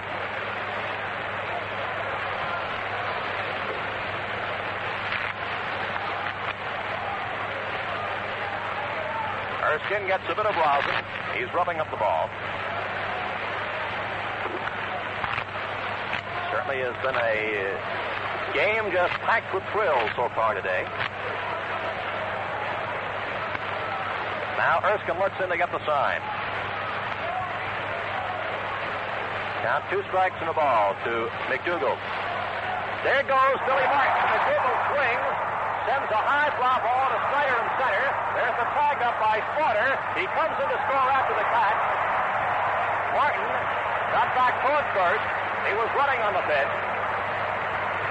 And he's at first now as Gil McDougal, sending a fly ball to Snyder in center, gets a sacrifice fly with English Slaughter tagging and scoring after the catch. Martin stayed at first, and that means that in this home fourth, the Yankees have scored twice to break a 1-1 tie and move in front 3-1. Here's Andy Carey. Martin on first. They're now 2 away. And the pitch comes in high for a ball.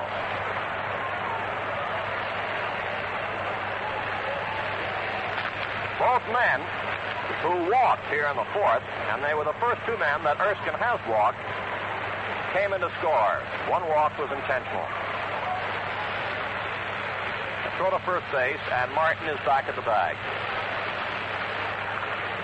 Now leads off again. Kerry Whitty, ball 1 the count. Here it comes, and there's a foul back over our heads and out of play, and the count is 1-1. Yankees lead 3-1 in the home fourth of this game. Kerry outside the batter's box for a moment. And Larry Knapp takes this opportunity to get a few more baseballs. The plate umpire this afternoon. Little rosin for Erskine. Stretch in the pause. And the pitch. A bunt. Halfway to the mound. Erskine comes in the field, throws to first for the out.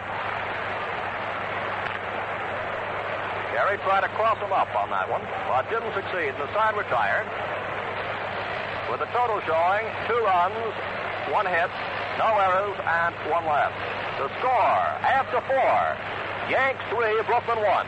Great job managing Cincinnati. You know, I was just thinking, Bertie, you're so well known by your nickname, there'll be a lot of folks looking in the best pocket edition of the official encyclopedia of baseball to discover that the real moniker is George Robert Tebbins. Bertie, what's your reaction to the game so far? Well, I think except for that little bit of wildness that Erskine faced last inning, that it's certainly a pitcher's game. And from up here, watching this Sturdivant's curveball breaking, I think it's going to be pretty tough for the Dodgers to get those 2 runs back. You predict what we might see in the way of strategy from here on in? Well, I think that as soon as they can, they'll get Labine in the game at a spot where he won't be used up for a pinch hitter. And from then on, it's just a question of can the Brooklyn Cubs come from behind. They're a great ball club. Thank you very much, Bertie Tebbins. All right, Bob. Here now the 5th inning. And it's Carl Furillo leading off, to be followed by Campanella.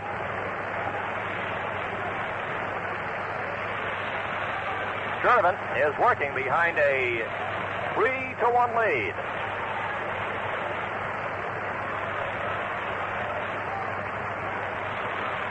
There's a swing and a miss. Strike 1 to Furillo.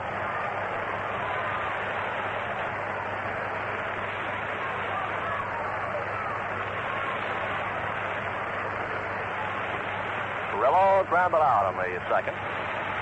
It's Sturdivant's next offering, a knuckler wide. And it's 1-1 to Carl Furillo.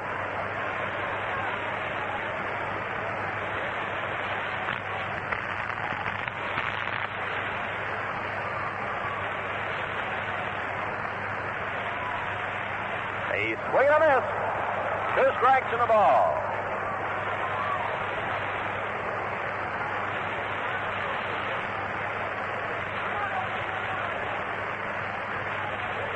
Furillo steps back in. 2 strikes, ball 1 the count. So far, there have been 2 hits yielded by Sturdivant, and they produced a run in the 4th. Furillo, the leadoff man in the 5th. Tom starts the windup. And his pitch, a fastball, is sent on the ground, skipping off Paley. He picks it up, makes the throw, too late. Perillo is across first base.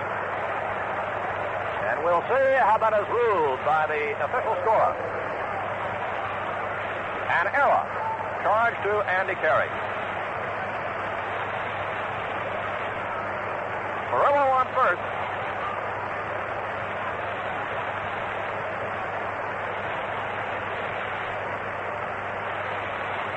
Roy Campanella steps in. He walked in the third.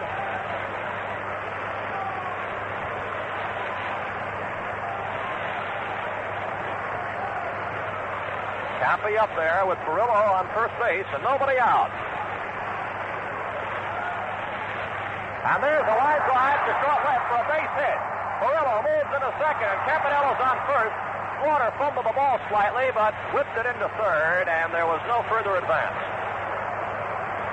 Campanella is on first. Perillo is on second.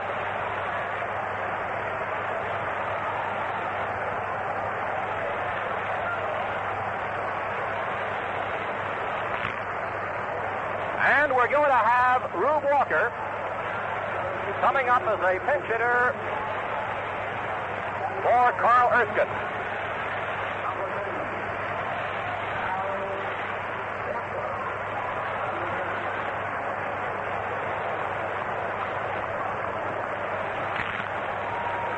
Little confab going out of the mound with the Brooklyn Dodgers coming to life here.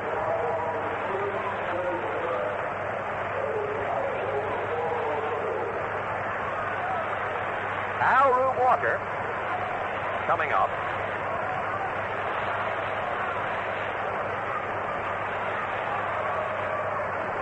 That's left. Hit .212 this past season. He steps in. Swings and misses. Strike one.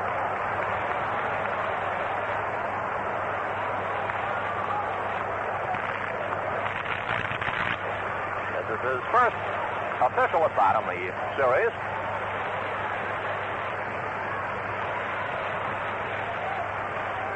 Here it comes, and the pitch is low. Count is 1-1 to Walker, hitting here in the fifth for the pitcher, with the Dodgers having Perillo on second and Campanella on first. Trailing to the New York Yankees 3-1. Walker's first official time up in any World Series. He sends a hopper out to Martin. Over to McDougal for one. Back to Collins, two.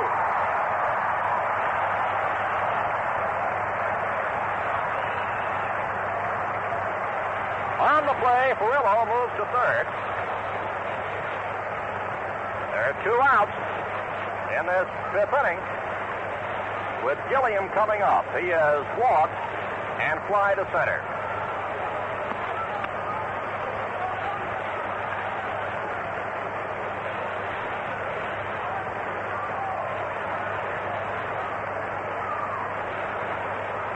Yankees have had two double plays in this game. Gilliam is in there with Perillo on third base. Here's the pitch, and it's low for a ball. Score Yanks 3, Brooklyn 1.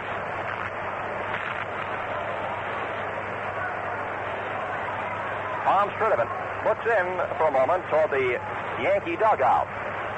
Now he's set as he gets the sign from Yogi Berra. Ball one to Gilliam. The pitch, a curve, is low for ball two. Going inside. And Sturdivant has stepped back off the mound. He looks around at his defensive setup for the moment. Now tugs at his cap, then goes to the rosin bag. Gilliam stands fairly deep in the batter's box, waiting. Perillo leads off third. Here's the windup, and Sturdivant's pitch is fouled off to the left, upstairs. 2 balls, strike one.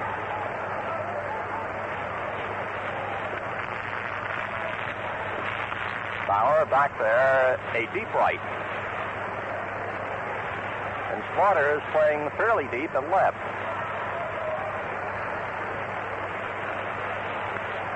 Mantle is not overly deep in center for Gilliam. 2 balls and a strike.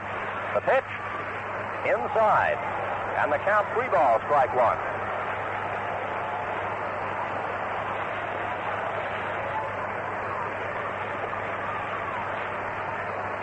The Dodgers have had the leadoff man on base in each of the 5 innings here. But so far, have capitalized only once with a score. That was in the 4th. There's one down the middle, and the count is 3-2 to Gilliam.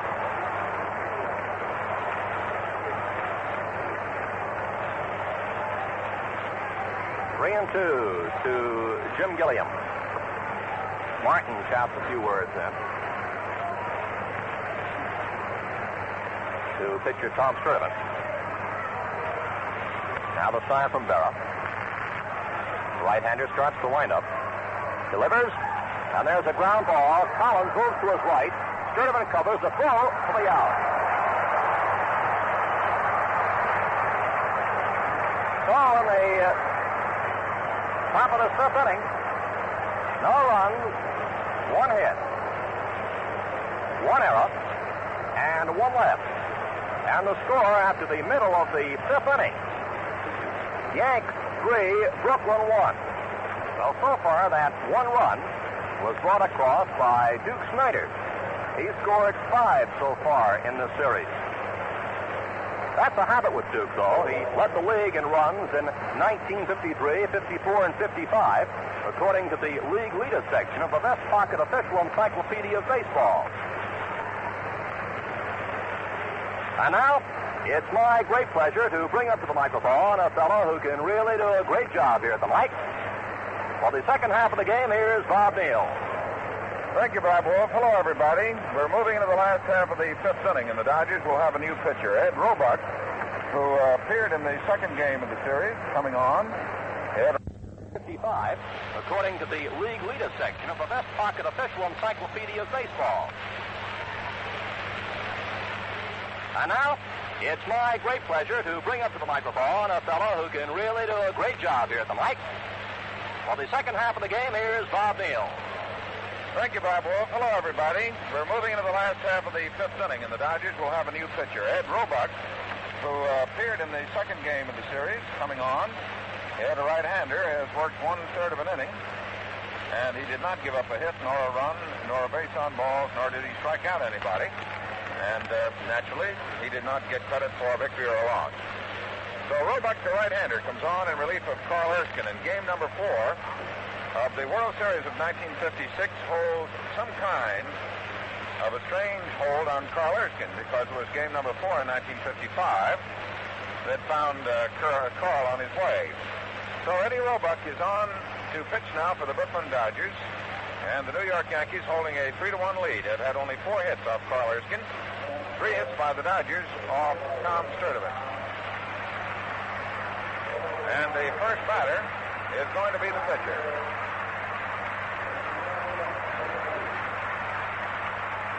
Nice hand for Tom Sturdivant. Tom sliced a blooper out in the left field in the 3rd inning. He had 1 of the 4 hits off Carl Erskine. He bats to the left side. Jackie Robinson moves in close at 3rd. The outfield pulls just a few steps to the right. And a pitch by Roebuck. A fastball comes down over the outside corner for strike 1. Roebuck, who's from East Millsboro, Pennsylvania, 6'2", 180-pounder. Looks into Campanella, and the pitch coming to Sturdivant. A fastball swung on and fouled. Started down the line, but stopped as umpire Larry Knapp out in front of the plate and motioned that the ball was foul. So back now comes Tom Sturdivant. Tom broke into baseball as a 3rd baseman and 2nd baseman, and thus is a good hitter, and during the regular season led the Yankee hitters. Where's number 47, chokes up about 3 inches on the edge of the handle over a closed stance.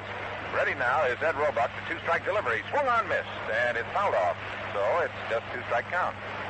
Got a little piece of it. Campanella trying to hang on, didn't quite make it, and so still alive is Tom Sturdivant.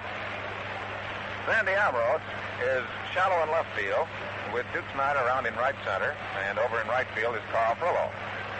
Right side of the infield, backed up for the Dodgers. And Roebuck's ready with the two-strike delivery. Way outside, fastball, ball one. 1 ball, 2 strikes.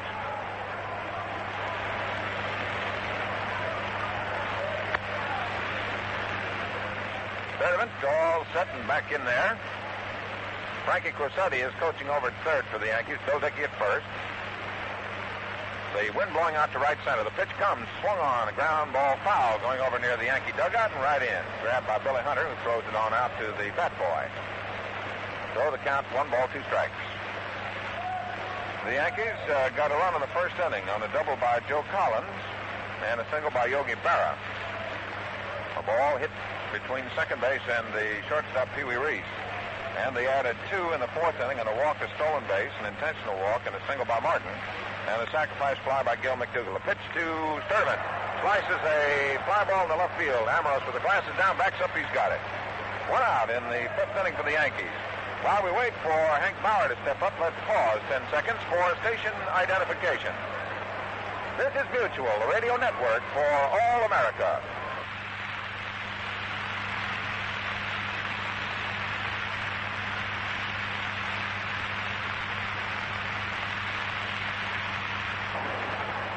This is Bob Neal with Bob Wolf in Yankee Stadium. And Hank Bauer, who is 0 for 2 on the day, is ready, and the pitch comes. A sidearm fastball over the inside corner, bell high, strike 1. The Dodger outfield playing Hank Bauer to pull the ball with Amorous deep in left and around the corner. Duke Snider over in left center field. Jackie Robinson even with third and about 4 steps off the line. Reese is deep at short. The wind up in the pitch, and there's a swing and a slight foul coming back upstairs on the screen. Out of play, 2 strikes. Fourth game has been always filled with a great deal of excitement and some historical portent. For example, in the fourth game, 1928, Babe Ruth hit 3 home runs. That also is a fact out of the official Encyclopedia of Baseball. Hank Bauer waiting with a closed stance, stands deep in the right-hand batter's box, and the 2-strike delivery way outside goes all the way back to the backstop as Roy Campanella, diving to his right, was not able to stop it. So the count, 1 ball, 2 strikes, with the Yankees leading 3-1. This is the New York half of the 5th inning. 1 out. On deck is Joe Collins. Joe in the first inning doubled and hit into a double play in the third. Roebuck in the shadows of the mound looks into Roy Campanella. 1 ball, 2 strikes, and the pitch on the way. Swung on by Bauer, and he misses it for strike 3. So Ed Roebuck picks up his first strikeout. Third Yankee to strike out today. And the batter now is Joe Collins. Joe, prior to today, had 1 hit and 9 times at bat. Had 2 RBIs, had walked once, and had struck out once. And he's 1 for 2 today, so he's 2 for 11 so far in the series. The outfield folds around the right with Duke Snider way over in right center field. Furlow back near the wall. A pitch coming, a fastball outside. Ball 1. Roebuck comes about 3/4 sidearm, and he can fire that ball.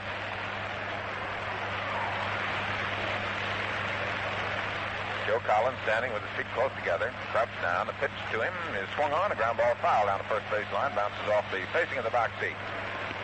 So the count to Joe Collins, 1 ball, 1 strike with 2 out. Nobody on for the Yankees in the last half of the 5th inning. New York 3, Brooklyn 1. The Yankees have 4 hits, and the Brooklyn Dodgers have 3. The Yankees have committed 2 errors. Ready now is Ed Roebuck. The kick and the pitch comes down to Collins. A fastball inside, bounces away from Campanella, but no harm done with nobody on base. And the pitch in there, low and inside for ball 2. 2 balls, 1 strike. Robinson is shaded over a few steps towards short, with Reese shaded over near second. And with his left-handed batter, they're pulling everybody around. Big hole open in straightaway center field. Gilliam backed up at second. Hodges deep along the line at first. Roebuck delivers. There's a swing and a fly ball hit into shallow right center field. Gilliam going out. Snider coming in. Gilliam waving Furlow off, and Gilliam makes the catch. So in the 5th inning, the Yankees go down in 1-2-3 order. No runs, no hits, no errors, and nobody left on. And Ed Roebuck takes care of the Yankees in the 5th inning. At the end of 5, The score, New York Yankees 3 and the Brooklyn Dodgers 1. For the Brooklyn Dodgers, the captain of Brooklyn, Pee Wee Reese, will come on up there. Followed by Duke Snider and Jackie Robinson. Reese has gone down twice on strikeouts today. In the series, Pee Wee has 5 hits out of 16 times at bat. He has 1 triple, 2 runs batted in. Tom Sturdivant, the right-hander, who has racked up so far 4 strikeouts, is ready to work the outfield for the Yankees straight away. Yankees leading 3-1. We're in the top of the 6th. Here's the windup and the pitch to Reese. Fastball just outside. Ball 1.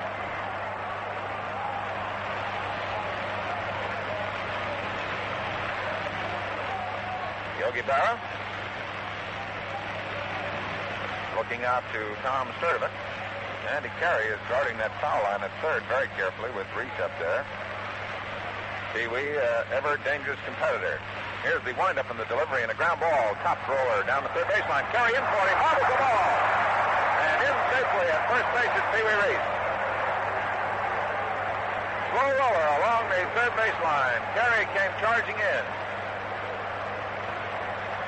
And it is ruled as an error.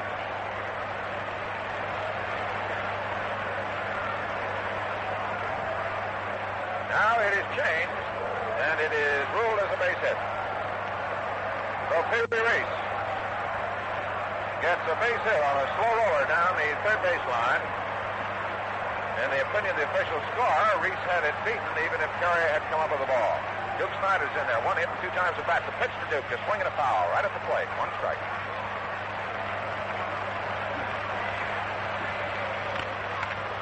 Yogi Berra asking for a new ball, and the Dodger fans are starting to wake up as the Yankees lead in this game 3-1, but the Dodgers are threatening to bounce right back.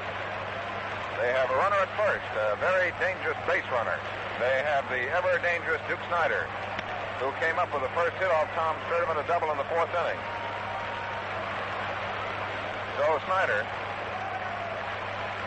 who has 4 hits and 12 times at bat in the series for an even .333 average, holds that bat right on the end. Tom Sturdivant studies the runner at first base, Pee Wee Reese. Here's a pitch coming, a fastball that's just outside. 1 ball, 1 strike.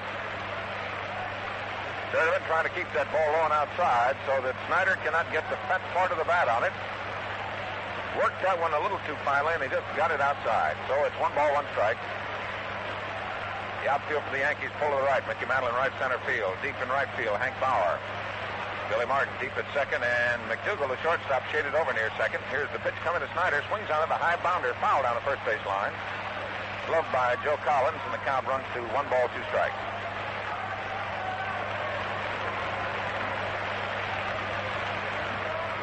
About a third of Yankee Stadium is in the shadows now, but the folks out on the bleachers are enjoying the sunshine.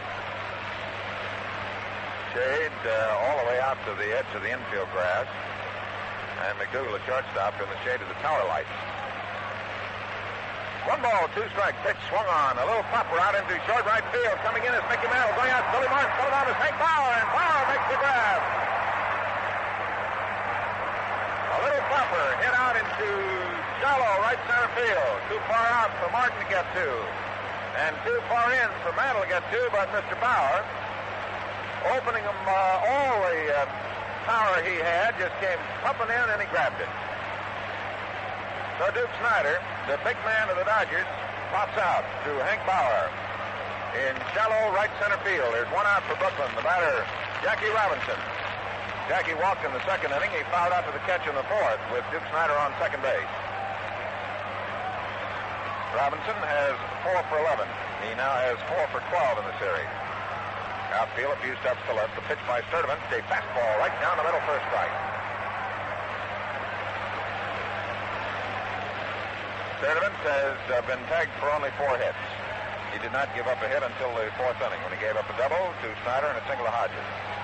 He gave up a single in the 5th to Campanella and a single here in the 6th to Reese. 1 strike, 1 out. Runner at first base. Pee Wee Reese leads the way. Joe Collins holds against him. Sturdivant throws over, back safely.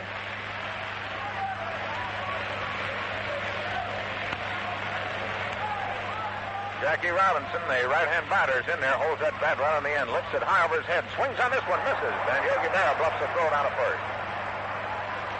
Sturdivant pumping that fastball right through the middle.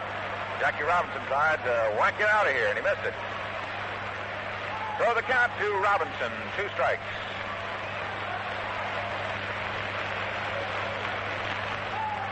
Great gathering of baseball fans from all over the world here today.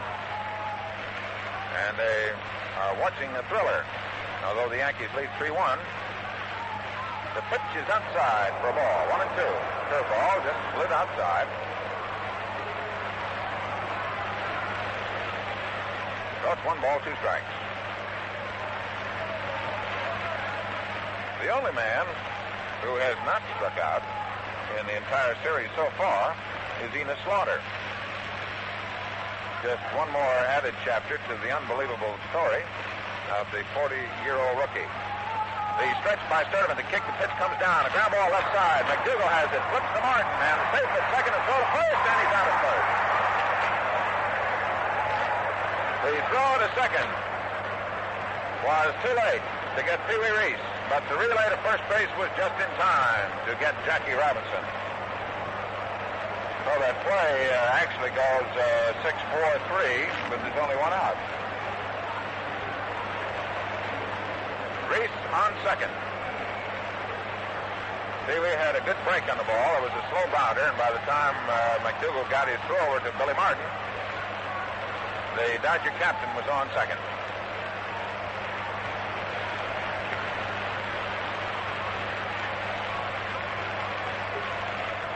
The batter now is Gil Hodges. Gil has struck out at one time today, and he singled and drove in the Dodger run.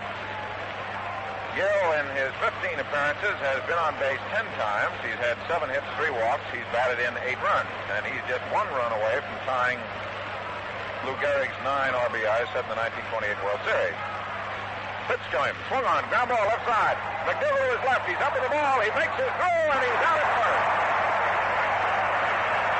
Fine play by Gil McDougal, who went almost back a second to glove that ball and threw over to first base to Joe Collins to get the runner.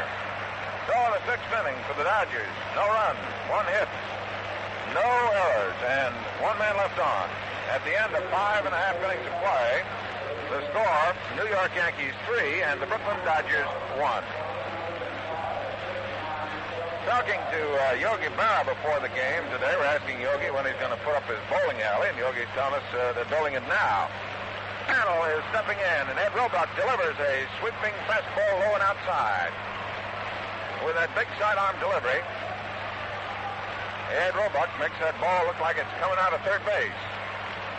Mantle has walked, stolen a base. He's bounced out. And the pitch comes to him. He swings on this one. There's a drive deep in the right center field. Brooks trying to watch it, but that's going to go for a home run in the bleachers.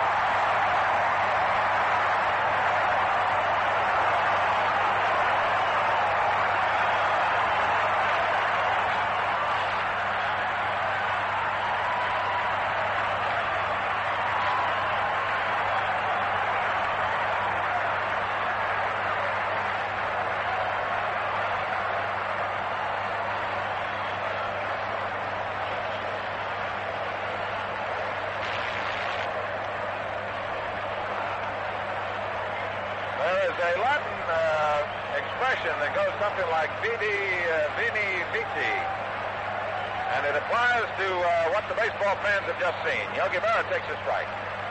Something about I came, I saw, I conquered. We have to twist it a little and say they came to see and saw. As Mickey Mantle hits one into the center field bleachers. Pitch to Yogi Berra, fly ball into shallow right center field. Coming in is Duke Snider. The Duke is under it, and he takes it. So Mickey Mantle, who had not been able to really hit anything with any great strength here in Yankee Stadium so far today, and who has had 1 home run in the series with only 2 RBIs, who had 3 out of 11, 4 for 12 prior to his time at bat here in the 6th inning, has just made the score 4-1. Yankees have 5 hits. So the batter's Enos Slaughter takes a fastball low and inside, ball 1.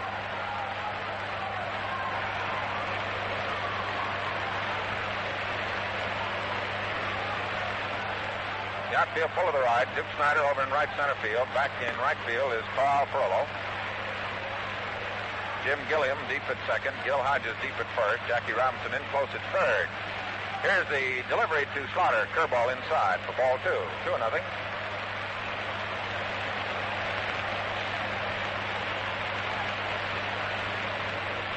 Well, Mr. Mantle walloped one over in Ebbets Field, and he's just walloped one here in Yankee Stadium. That ball must have carried a good 35 or 45 feet over the wall, which is 407 feet away.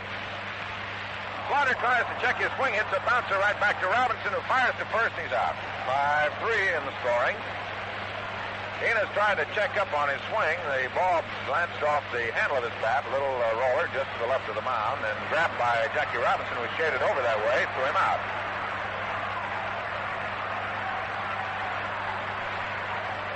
Billy Martin, the batter.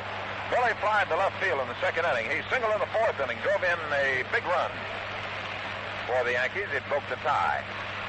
Pitched by Roebuck. He tries to bunt, misses for a strike. The Yankees 4 runs and 5 hits and 2 errors. The Brooklyn Dodgers 1 run and 4 hits and no errors. Carl Erskine started, lasted 4 innings. Ed Roebuck has been on in relief. The pitch to Billy Martin is fouled off.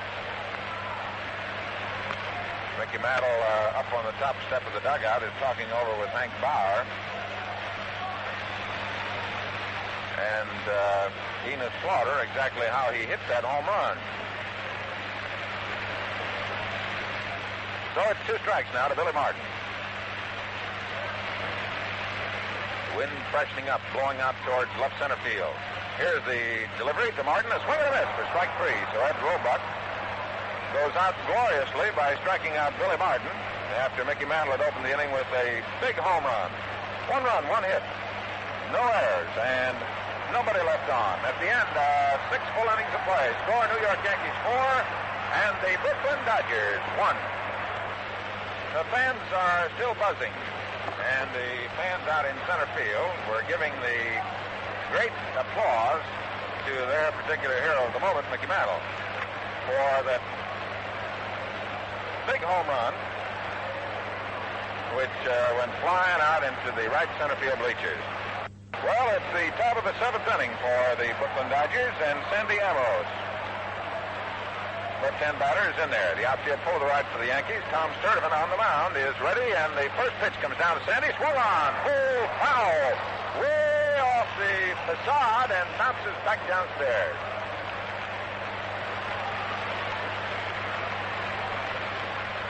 Young Mr. Sandy Ambrose is a little fella, but he is strong. Pitch to him. So Sandy Ambrose going for a change-up curveball. Bounds it down to Billy Martin at second base, whose throw over is in time for out number 1 in the 7th inning. And the batter now is Carl Furlow.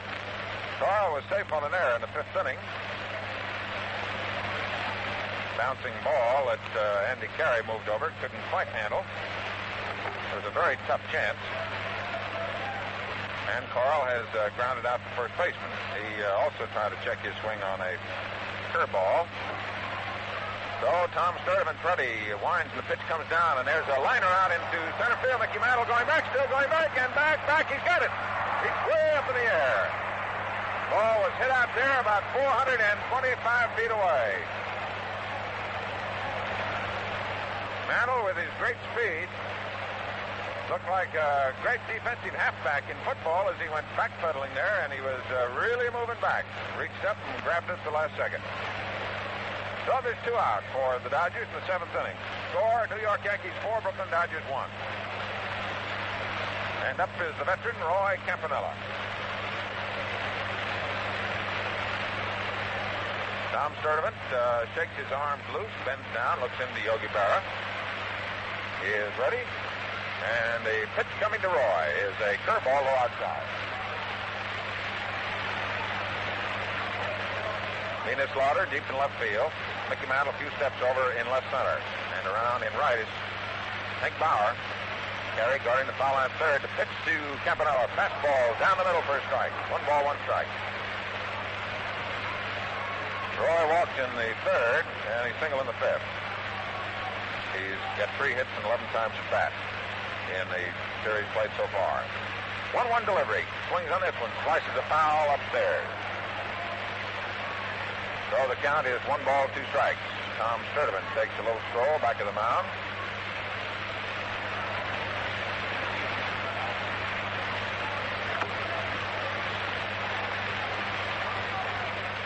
Sturdivant again shakes his arms loose to keep apparently his muscles in his right arm flexed. Here's the 1-2 delivery. Curve. Just missed outside. 2 balls, 2 strikes. Thinking back to fourth games of the World Series, 1946 fourth game, Enos Slaughter had a home run. Led the Cards to a 12-3 victory. Here's the windup and the 2-2 delivery. It's too low for ball 3. 3 balls, 2 strikes. Back in 1941 in the fourth game, Mickey Owen dropped the pitch, which should have been the last out. Henrik then raced to first, and as you recall, it ignited a 4-run rally. These little interesting notes are in the official Encyclopedia of Baseball, and they're very handy to broadcasters and fans, just anybody that enjoys baseball.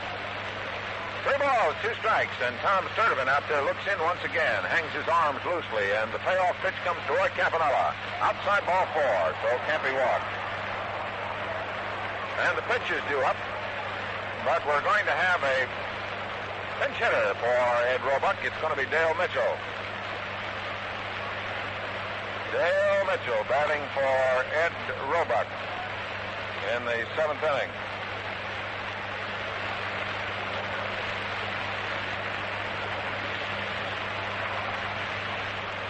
Mitchell has had 1 appearance as a pinch hitter in the series. He did not get a base hit. So Dale Mitchell, who came to the Brooklyn Dodgers from the Cleveland Indians, the young man from Oklahoma City. Dale has good speed, and his ability to step into the breach for the Dodgers during their hot pennant drive was very important. Mitch stands rather loosely, and the pitch from Sturdivant is a curve inside. Ball 1. The Dodgers have a runner at first. The Yankees are leading 4-1. We're in the top of the 7th inning. Sturdivant, after retiring the first 2 men to face him here in the 7th inning, gives up the pass to Roy Campanella. And Dale Mitchell now takes a look down the first baseline. Roy Campanella holding close. Collins playing actually back to the runner with a left-hand batter up there. The pitch coming. Mitchell swings, and a fly ball is cut into left field. Enos Slaughter going over near the line. Still going over, and he's got it. Mitchell with a fly ball sliced over in the left field corner, and Enos Slaughter moving into the sun. Reaches up and grabs it in the 7th inning. No runs, no hits, no errors. 1 man left on for the Dodgers. And at the end of 6.5 innings of play, the score, New York Yankees 4 and the Brooklyn Dodgers 1. And it's 69,705. Well, that'll make the winner's share about the same as last year, which was $9,768.21. Well, Gil McDougall is going to be the first batter here in the last of the 7th inning, and we have a new pitcher coming on for the Brooklyn Dodgers. It is number 53. That's Don Drysdale. Strong, fine-looking youngster who stands 6'5", weighing 189 pounds, from Van Nuys, California, and who's just 20, I believe, turned 20 on the 23rd of July. Is coming on now to pitch for the Brooklyn Dodgers. Don Drysdale. This young fellow can really fire that ball. All right, Gil McDougall is moving in for the New York Yankees. Gil bounced out 3rd to 1st in the 2nd inning. Had a sacrifice fly in the 4th inning. Swings in the first pitch and lines 1 foul. Umpire Dave Pinelli out there hit, and umpire Pinelli leans against the railing. It hit him right in the midsection and apparently knocked the wind out of him, and in walking over to the railing, he was trying to get his wind back. Umpire Pinelli, who has never missed working his assignment, just couldn't quite get out of the way of that ball. It was line. Gil McDougall, being very solicitous, goes down the line to see if Babe is all right. Campanella shakes hands with Gil McDougall.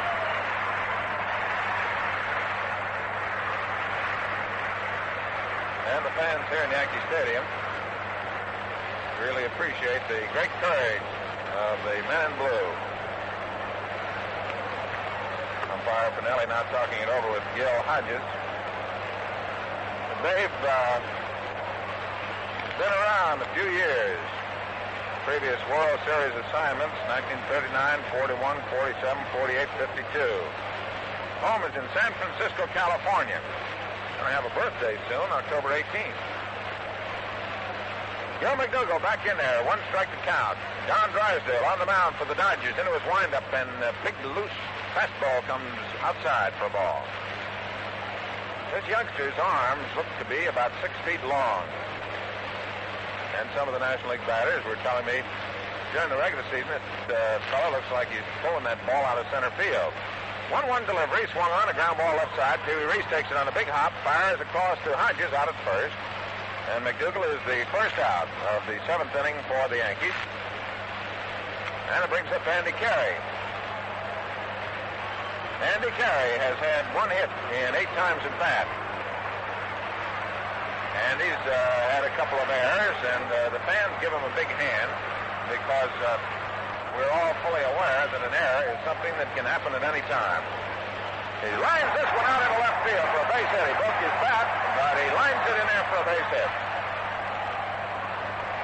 So Carey responds to the applause with a single into left field. That is hit number 6. Here comes Tom Sturdivant.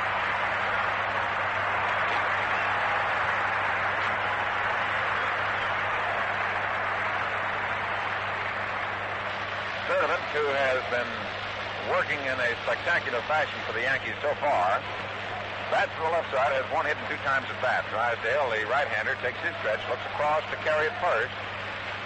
Robinson looking for a bunt. The pitch is outside. Ball 1. Sturdivant choked up on the bat. Looked like he might lash away at the ball. Robinson came charging in from third. Amorose is shallow in left field. Duke Snyder straight away in center. Carl Fellow around in right. Hodges playing inside of the runner at first. Carey leads away. Here comes Robinson looking in. A swing and a miss for a strike. 1-1. Drysdale looks like he has the freest motion in his elbows, like there's no joint there at all. He just sort of wraps that arm all up. Here she comes, and the pitch is bunted foul. 2 strikes. 1 ball, 2 strikes now to Tom Sturdivant, who kicks the bat. The Yankees are holding to a 4-1 lead with the New Yorkers batting here in the last half of the 7th inning. 4th game of the World Series. The Yankees trying to get back on an even level with the Dodgers. Dodgers going into today's game held a 2-1 edge. Drysdale is ready once again. Looks to first, and the 1-2 pitch is way outside for a ball. 2 balls, 2 strikes. Robinson really has been charging in on every pitch. So Sturdivant again looks down to Frankie Crucetti coaching at third. He moves back in there. Wind blowing strongly out towards center field. Again, Drysdale's ready. The check and the pitch, and he tries to get it and misses strike 3. Tried to hit that outside pitch into left field by Jackie Robinson. He missed it for a strikeout for Don Drysdale. That's his first. That is the 4th New York strikeout of the day. The batter is Hank Bauer. Hank struck out in the 5th inning, fouled out to the catcher in the 3rd, and he flied to center field deep in the 1st inning. Drysdale looks into Roy Campanella. There's a check of the runner, the kick, and the pitch comes down outside. Ball 1. Nice stop by Campanella moving far to his right.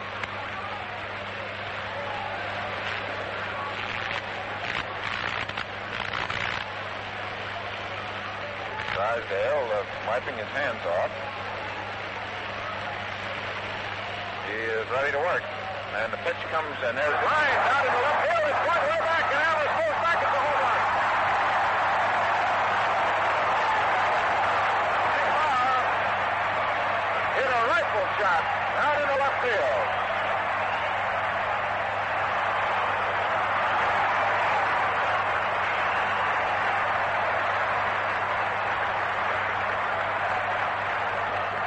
So it's now a 6-1 ball game as Hank Bauer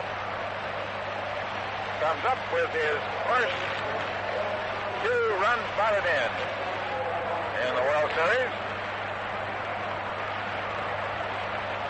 And he carry riding on ahead of him. 2 out. The batter, Joe Collins, takes a fastball low and outside for ball 1. Yankees 6 and the Brooklyn Dodgers 1 in the last half of the 7th inning. Don Drysdale being treated rather roughly here at the moment. Pitch to Collins, curve outside, ball 2. 2-0. Mickey Mantle on deck.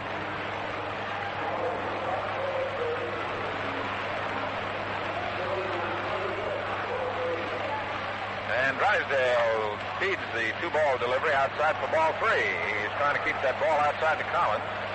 But he's run the count to 3 balls now, and he's in trouble.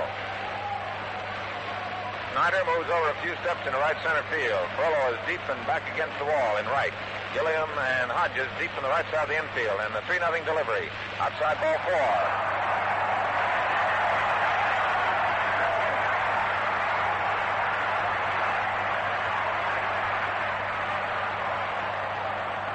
First walk given up by Don Drysdale. It brings up Mickey Mantle.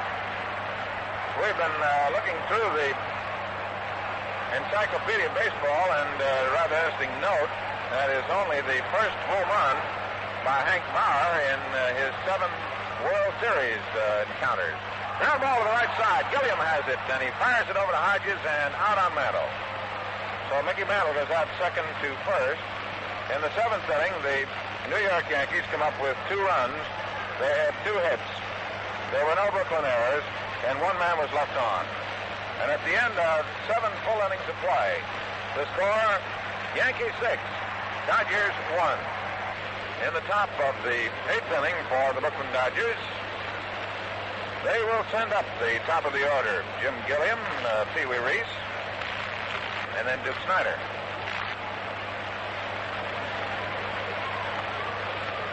In the composite score by innings of the 3 previous World Series games,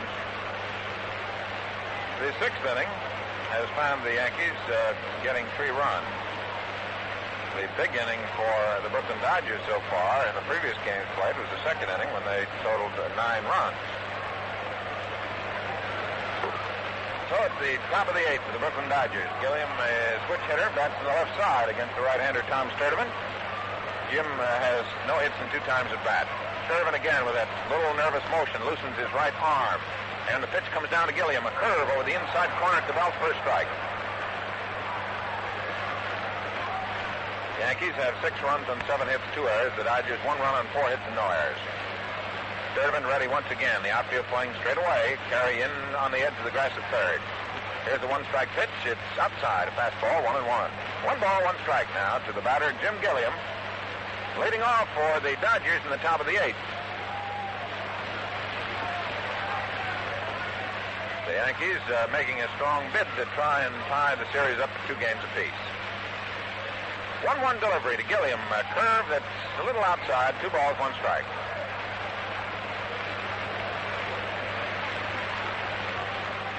Gilliam chokes up on that bat. He's about 3 inches off the end of the handle. The windup and the pitch on the way. Swung on, a fly ball hit deep in the center field. Mickey Mantle moving back, still going back. He's got it. Out number 1. The wind is an ever-constant danger to outfielders here in Yankee Stadium due to the horseshoe design of the stadium. Wind causes little whirlpools. And standing on the side, sometimes you can't notice it. But if you walk out along the right field foul line sometimes prior to batting practice, you can see a ball that's popped up, look like it's going to drop, and then suddenly find that it's going to drift way over in right center field. The pitch coming to Pee Wee Reese is a fastball that's too low for ball 1 from Tom Sturdivant.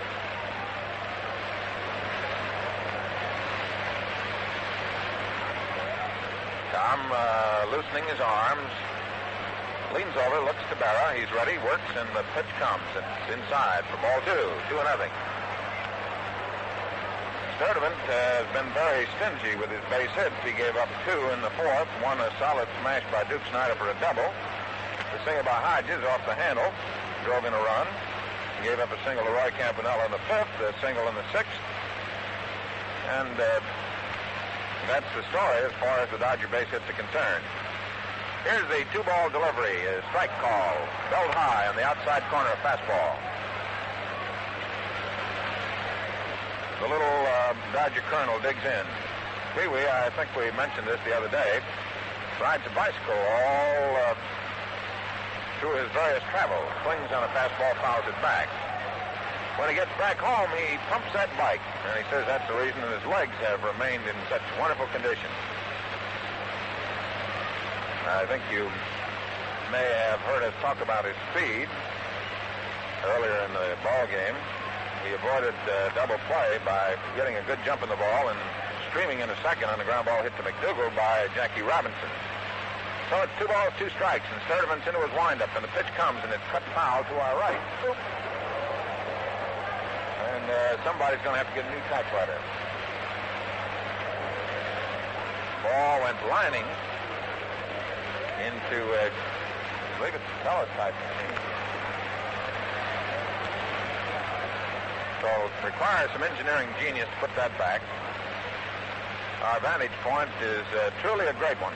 We are directly back of the plate and up above the plate by only about 20 feet.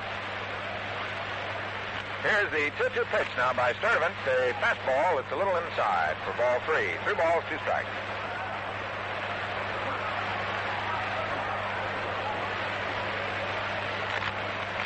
Three and 2.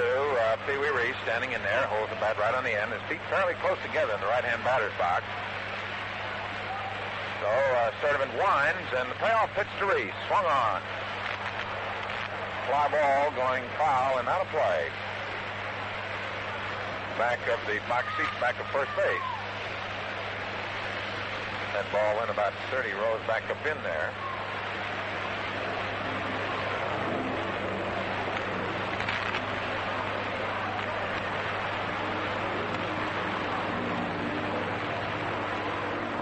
Reese is back in. A little breeze cooking up. Sturdivant is ready to go. And here's the 3-2 pitch. Swung on, foul, right to our right. And that one right in front of us. But there's an inverted barrier right below us, and when the ball hits there, instead of bouncing up where you can grab it, it bounces away from you. At least we like to say that. Tom Sturdivant on the mound for the Yankees, pitching in the top of the 8th inning. With 1 out, the pitch to Reese, swung on, a fly ball hit into shallow left field near the line. Terry going out, McDougal going out, and McDougal makes the grab. Fair ball. Out about 60 feet beyond third. The wind carried it back in. Grabbed by Gil McDougal. So there's 2 out in the top of the 8th inning, and Duke Snider's in there. Duke has 1 hit and 3 times at bat. That was a double. Bounced off the curvature of the wall out there, and Hank Bauer fired it in the second, and Duke really pedaling those legs just beat that throw by an eyelash.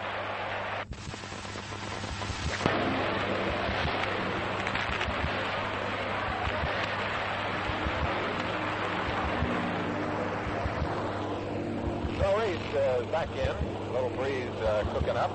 Sturdivant is ready to go. And here's the 3-2 pitch. Swung on, foul, right to our right. And that one right in front of us.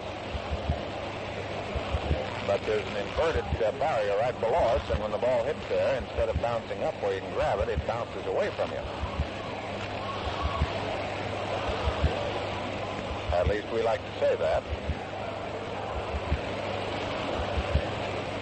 Tom Sturdivant on the mound for the Yankees, pitching in the top of the 8th inning. With 1 out, the pitch to Reese, swung on, a fly ball hit into shallow left field near the line. Terry going out, McDougal going out, and McDougal makes the grab. Fair ball.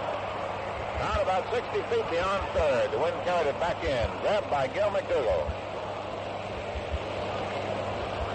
So there's 2 out in the top of the 8th inning, and Duke Snider's in there.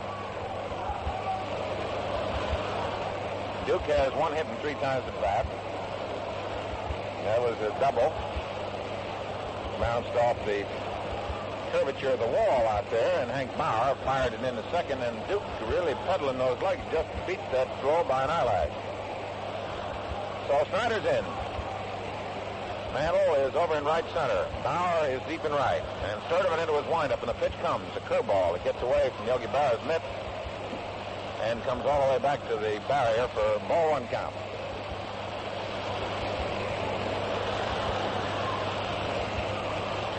Fifth game of the World Series will be played here in Yankee Stadium.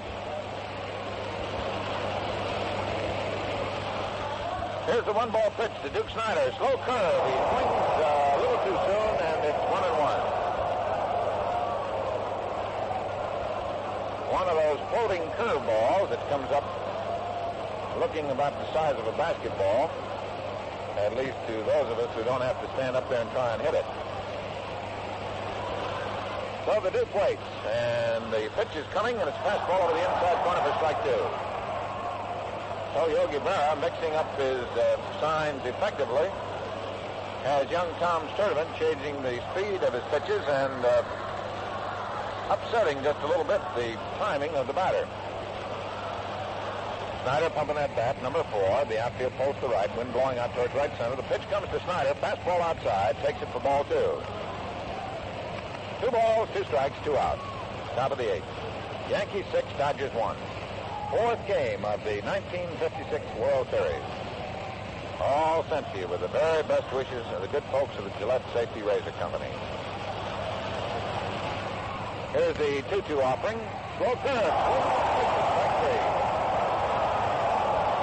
Well, Snider goes for a slow curve. He becomes strikeout victim number 5 for Tom Sturdivant at the end of 7.5 innings of play. The score is the New York Yankees 6 and the Brooklyn Dodgers 1.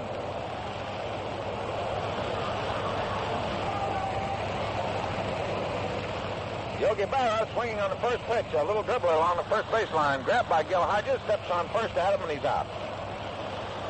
So Yogi grounds out to Gil Hodges. 1 away in the last half of the 8th inning. Yankee half of the 8th, and the batter is Enos Slaughter. Enos, with some of his teammates coming up with a power today, has not been called upon to deliver in the extremely great fashion that he has in the previous 3 games. Pitch comes to Enos, a fastball. It's over there for a strike. Don Drysdale pitching. Erskine started, worked 4 innings, gave up 3 runs. Ed Roebuck worked 2, gave up 1 run and 1 hit. And Drysdale has given up 2 runs. Both coming in on Hank Bauer's home run in the 7th inning after Andy Carrick got on with a single. 15 is Slaughter outside. 1 ball, 1 strike. Drysdale, the youngster, delivers, and there's a swing and a ground ball to the right side. Moving to his left is Junior Gilliam. He's got it. Fires to first, and Slaughter really hustling down that line. Almost beat it out. Folks who have talked to Enos about this great ability of his to keep pouring on that energy says it's the only way to play baseball. Keep hustling all the time. Billy Martin's the batter. Outfield, a few steps to the left. Don Drysdale, the right-hander, winds, delivers a swing and a foul at the plate. Strike 1.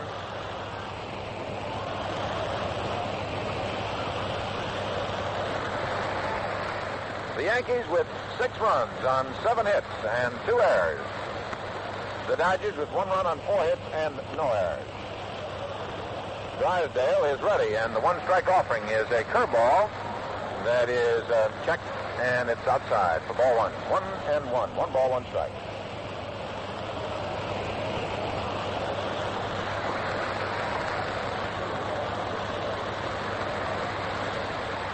Ready now is Drysdale. A 1-1 delivery. Foul back up on top of the roof. And the count goes to 1 ball, 2 strikes. In 1955, the 4th game of the series was won by the Dodgers 8-5. And Erskine was the starter. Sturdivant worked in that game, by the way, in the 8th inning. Ground ball to the right side. Gilliam breaks to his left. He's got it. Fires to first, and he's out. So Junior Gilliam retires the last two men here in the 8th inning. No runs, no hits, no errors, and nobody left on for the Yankees. And at the end of the 8th inning, the score, New York Yankees 6, Brooklyn Dodgers 1. Due up now in their half of the 9th inning. And it is a do-or-die effort now, with the Yankees leading by 5 runs. And the middle third of the Dodger lineup is due up there. Robinson, Hodges, and Ambrose.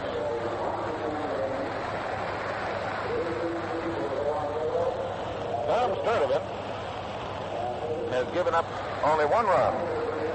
He has given up 4 hits, 1 double, and the others are all singles. Sturdivant has walked 3, and he has struck out 5. And I think you'll agree that's a rather great performance. Well, he's got 3 outs to go. The outfield pulls to the left. Mantle is over in left center. Slaughter deep in left field. A pitch coming to Jackie Robinson. Swung on, lined out in the left center field. Going hard for it is Mantle and Slaughter. They can't get it. The ball is by them. There's Robinson digging for 2, and the throw comes into second base. It's a 2-base hit for Jackie Robinson opening the 9th inning. That's hit number 5. While we wait for the next batter, let's pause 10 seconds for station identification. This is Mutual, a radio network for all America. This is WLS in Chicago, 328, the temperature 61.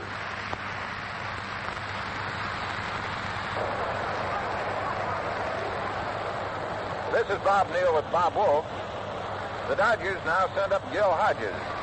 Gil has 1 for 3 today. Jackie Robinson on at second. Tom Sturdivant pitching in the top of the 9th inning. The Dodgers threatening to start something going. Sturdivant delivers a curve, sweeps low and outside for ball 1. Mantle is shaded over in left center field. Slaughter is deep in left and right in the sun. Bauer around in right center. Left side of the infield backed up for the Yankees. Sturdivant checks the runner. The pitch comes. It's a fastball strike over the outside corner, bell high. 1 ball, 1 strike.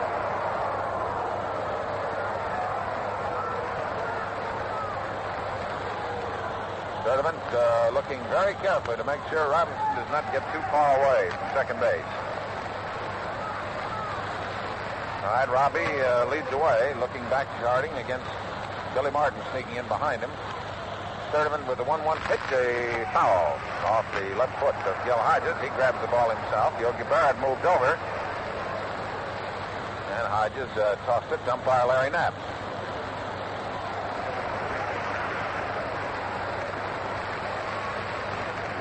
So Sturdivant goes to the rosin bag, back of the mound. 1 ball and 2 strikes with nobody out. Robinson on second. The Yankees lead 6-1.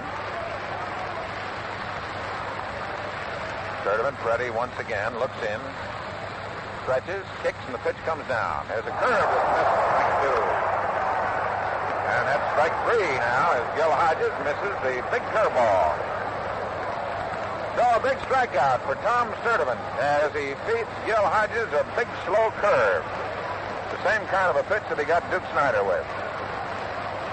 And that is strikeout number 6. 1 out, 1 on, and the batter Sandy Ambrose. Sandy looking for his first hit of the day. Pitch, curve, inside, too close. Backs him off, and Yogi Berra goes to his right to make the stop.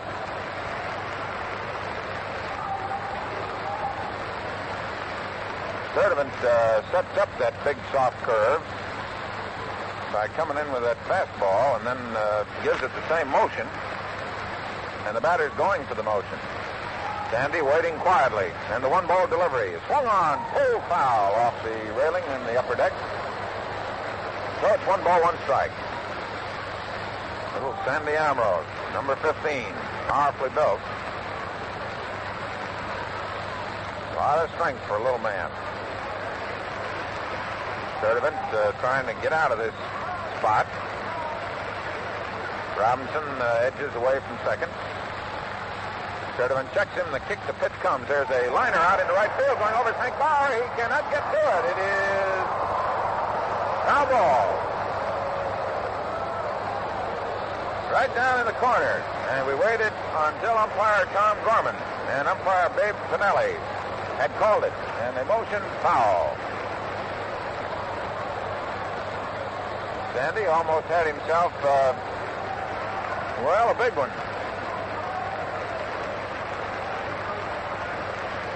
So the count is 1-2 strikes with Robinson still on at second. Score 6-1. The Yankees lead. The Dodgers batting in the top half of the ninth inning. Fourth game of the World Series. Sturdivant is ready. Checks the runner. The pitch to Sandy is a curveball low for ball 2. So Amherst stands in there with a 2-2 count.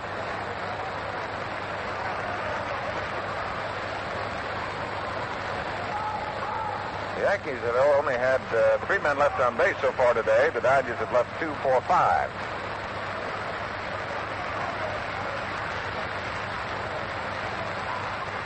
Sturdivant with a 2-2 pitch is inside, too close. Amherst asking umpire Knapp if that ball had nicked his clothing, and umpire Knapp said no. So the count is full now, 3 balls, 2 strikes, and there's some activity in the Yankee bullpen. The starter for the Dodgers was Carl Erskine, replaced by Roebuck in the 5th, Drysdale in the 7th. Sturdivant has gone all the way. Fastball too high. Over the plate, but high, ball 4. The Dodgers have 2 men on. Only 1 man out, and the batter now is Carl Frillo. Saying, unless you're an expert, you may have missed some of the interesting fine points of today's game. So stay tuned after the last out. Here, Bill Corum, noted sports columnist, when he reviews the game and points up today's play. Carl Frillo is in there. Frillo has grounded out the first baseman, been safe on an error by Andy Carey. And he has hit a long fly ball in the center field, taken by Mickey Mantle. Casey Stengel up on the top step for the dugout, motioning to his players where he wants them to play for Frillo. Pitch comes. Carl takes a fastball. It's too high. Ball 1.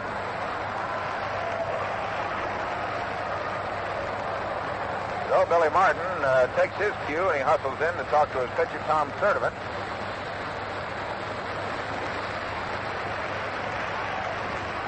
The Yankees lead by a 5-run difference, but if men keep getting on base, the difference could be changed rather quickly.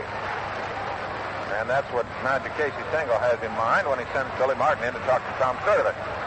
So it's 1 ball now. The count to Frillo, right-hand batter, swings over a close stance. He's powerfully built, and he can powder that ball. 1 ball delivery. Fastball inside, too close. Ball 2. Yogi Berra asks umpire Larry Knapp to give him a new ball, which he does, and he shoots it out to Tom Sturdivant. So Robinson on second. Sandy Ambrose is on at first, and Carl Frillo's the batter with a 2-ball count, 1 out. Top of the 9th inning. Sturdivant bends over, loosens his arm, takes his stretch. The kick, the pitch comes down. Strike call, fastball. Sturdivant feeding that ball on the outside corner of the plate. 2 balls, 1 strike. Drama here in the 9th inning as the Dodgers trying to come back. Pitch to inside, ball 3. Frillo looked as if he was going to swing and checked his swing, and the pitch is inside. So it's 3 balls and 1 strike. And now the tension mounts as Frillo takes a look down to Billy Harmon. Does he swing? Does he take it? Well, only Billy Harmon and Carl Frillo and manager Walt Alston and Jake Fiddler and the runners know.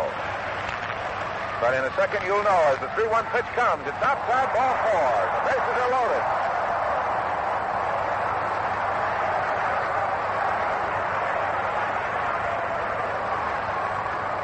The bases are loaded with Jackie Robinson moving to third. Sandy Ambrose goes to second. And on first on a walk is Carl Frillo.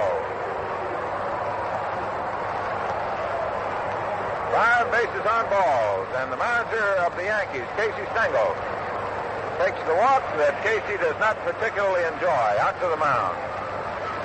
He is talking with Yogi Berra. He is undoubtedly saying to his pitcher, Tom Sturdivant, are you getting tired? He gives Sturdivant a pat on the back and says, "You've pitched great ball. Stay in there, lad." And old Case will probably go to the phone and call up the bullpen and say, "Make sure somebody keeps warm in Case." Well, the batter is Roy Campanella. Campy has 1 for 1. He has walked twice. Randy Jackson's on the on-deck circle. Here's the pitch coming. A fastball, strike one.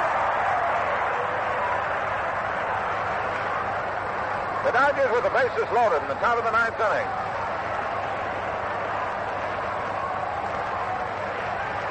Tom Sturdivant looking in. Full windup. The kick, the pitch comes. Swung on, a foul going out of play in the upper deck back of first base. Bounces downstairs. So it's now a 2-strike count to Roy Campanella. Randy Jackson is on the on-deck circle. Up there, presumably, to bat for the pitcher, Don Drysdale, if the occasion should arise. Jackie Robinson on at third. Sandy Amaris leads away from second. On at first is Carl Frillo. They all move off. 2 strikes. Sturdivant ahead of Roy Campanella. Campy with a very open batting stance. Gets tired of waiting, and he steps out. Umpire Larry Knapp calls time. Ina Slaughter is deep in left field. Mantle straight away in center. Bauer is a few steps over in right center. All right, the windup, the pitch on the way. Swings. There's a fly ball in the left field. Coming on is Ina Slaughter. I don't think he can get to it. He cannot. It's in there for a base hit. Here's Jackie Robinson coming in to score, and the bases are still loaded. Campanella with a little blooper out into left field. Slaughter could not get to. And it was too far out for Gil McDougall to get to. And it drops in there for a base hit, and a run comes home. And the score is now 6-2. That is hit number 6 off the offerings of Tom Sturdivant. The tying run is at the plate.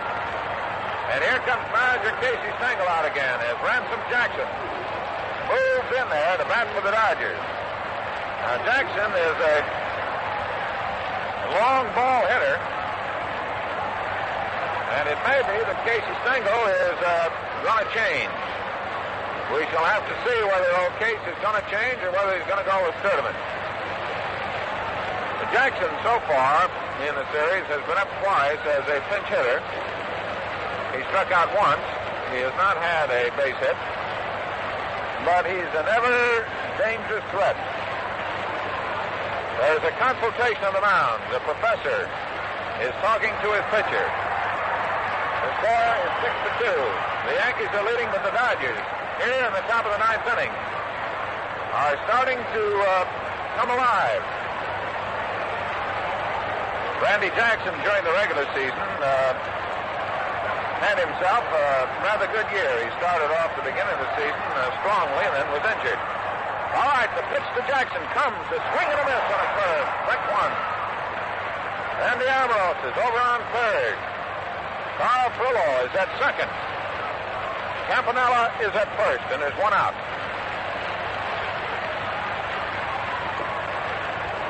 Yogi Berra out in front of that plate fires at...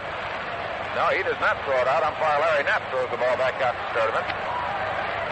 Mantle a few steps over in left center. Slaughter's deep in left. Here's the pitch coming to Jackson. A fastball too low outside. 1 ball, 1 strike. The tying run is at the plate.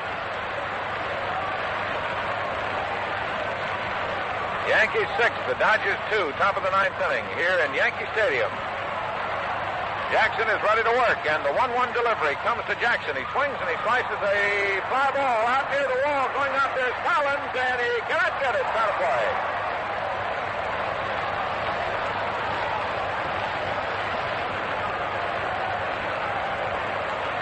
Joe Collins, going to the rail of the box seats out in right field, could not quite get to it. So Jackson still alive. 1 ball, 2 strikes. The Dodgers poised up on the top of their dugout. The Yankee players up on the top of their dugout looking out.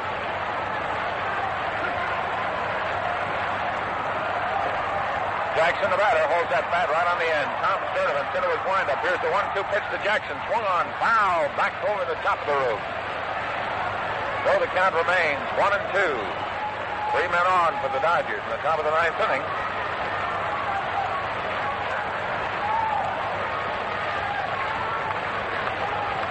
Jackson moves out of there for a minute. Tom Sturdivant walking around on the back of that mound, using some rosin. There's a pitcher working in the Yankee bullpen. And the Dodgers have a pitcher working. Here's the windup, and the 1-2 pitch to Jackson. He swings and he fouls this one just to our right. And it's not a play. So Ransom Jackson still getting a piece of that ball.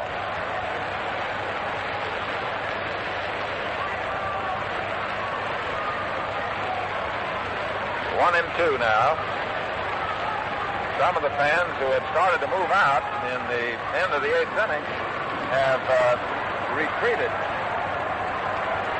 and have found their seats back again. Sturdivant ready. 1-2 pitch. Curve just too low. Ball 2. 2 balls, 2 strikes.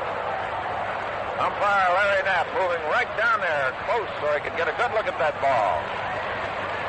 Trying to give the pitcher and the batter the benefit of the best look that's available.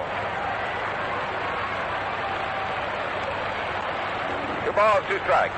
1 out. Bases loaded. Top of the 9th inning. Yankees 6, Dodgers 2. The Dodgers threatening to cook one up here.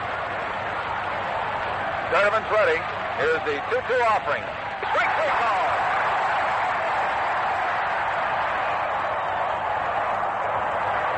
Fastball over the outside corner. Topped over for a 3rd call strike.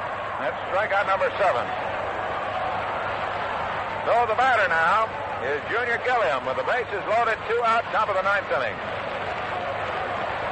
Gilliam walked in the 1st inning, flied to center in the 3rd, bounced back to the first baseman Joe Collins in the 5th, and flied to center in the 8th inning.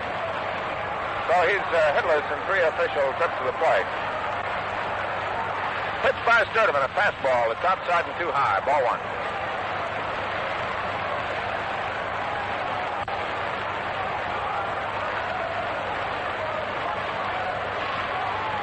Sturdivant reads his sign, works, and the pitch comes down. Swung on, fly ball in center field. Campanella moves back for it. Still moving back, and he's got it. Ball game's over. So in the 9th inning, the Dodgers threaten. And they come up with 1 run on 2 hits. No errors, and 3 men left on. And the totals for the 4th game of the World Series.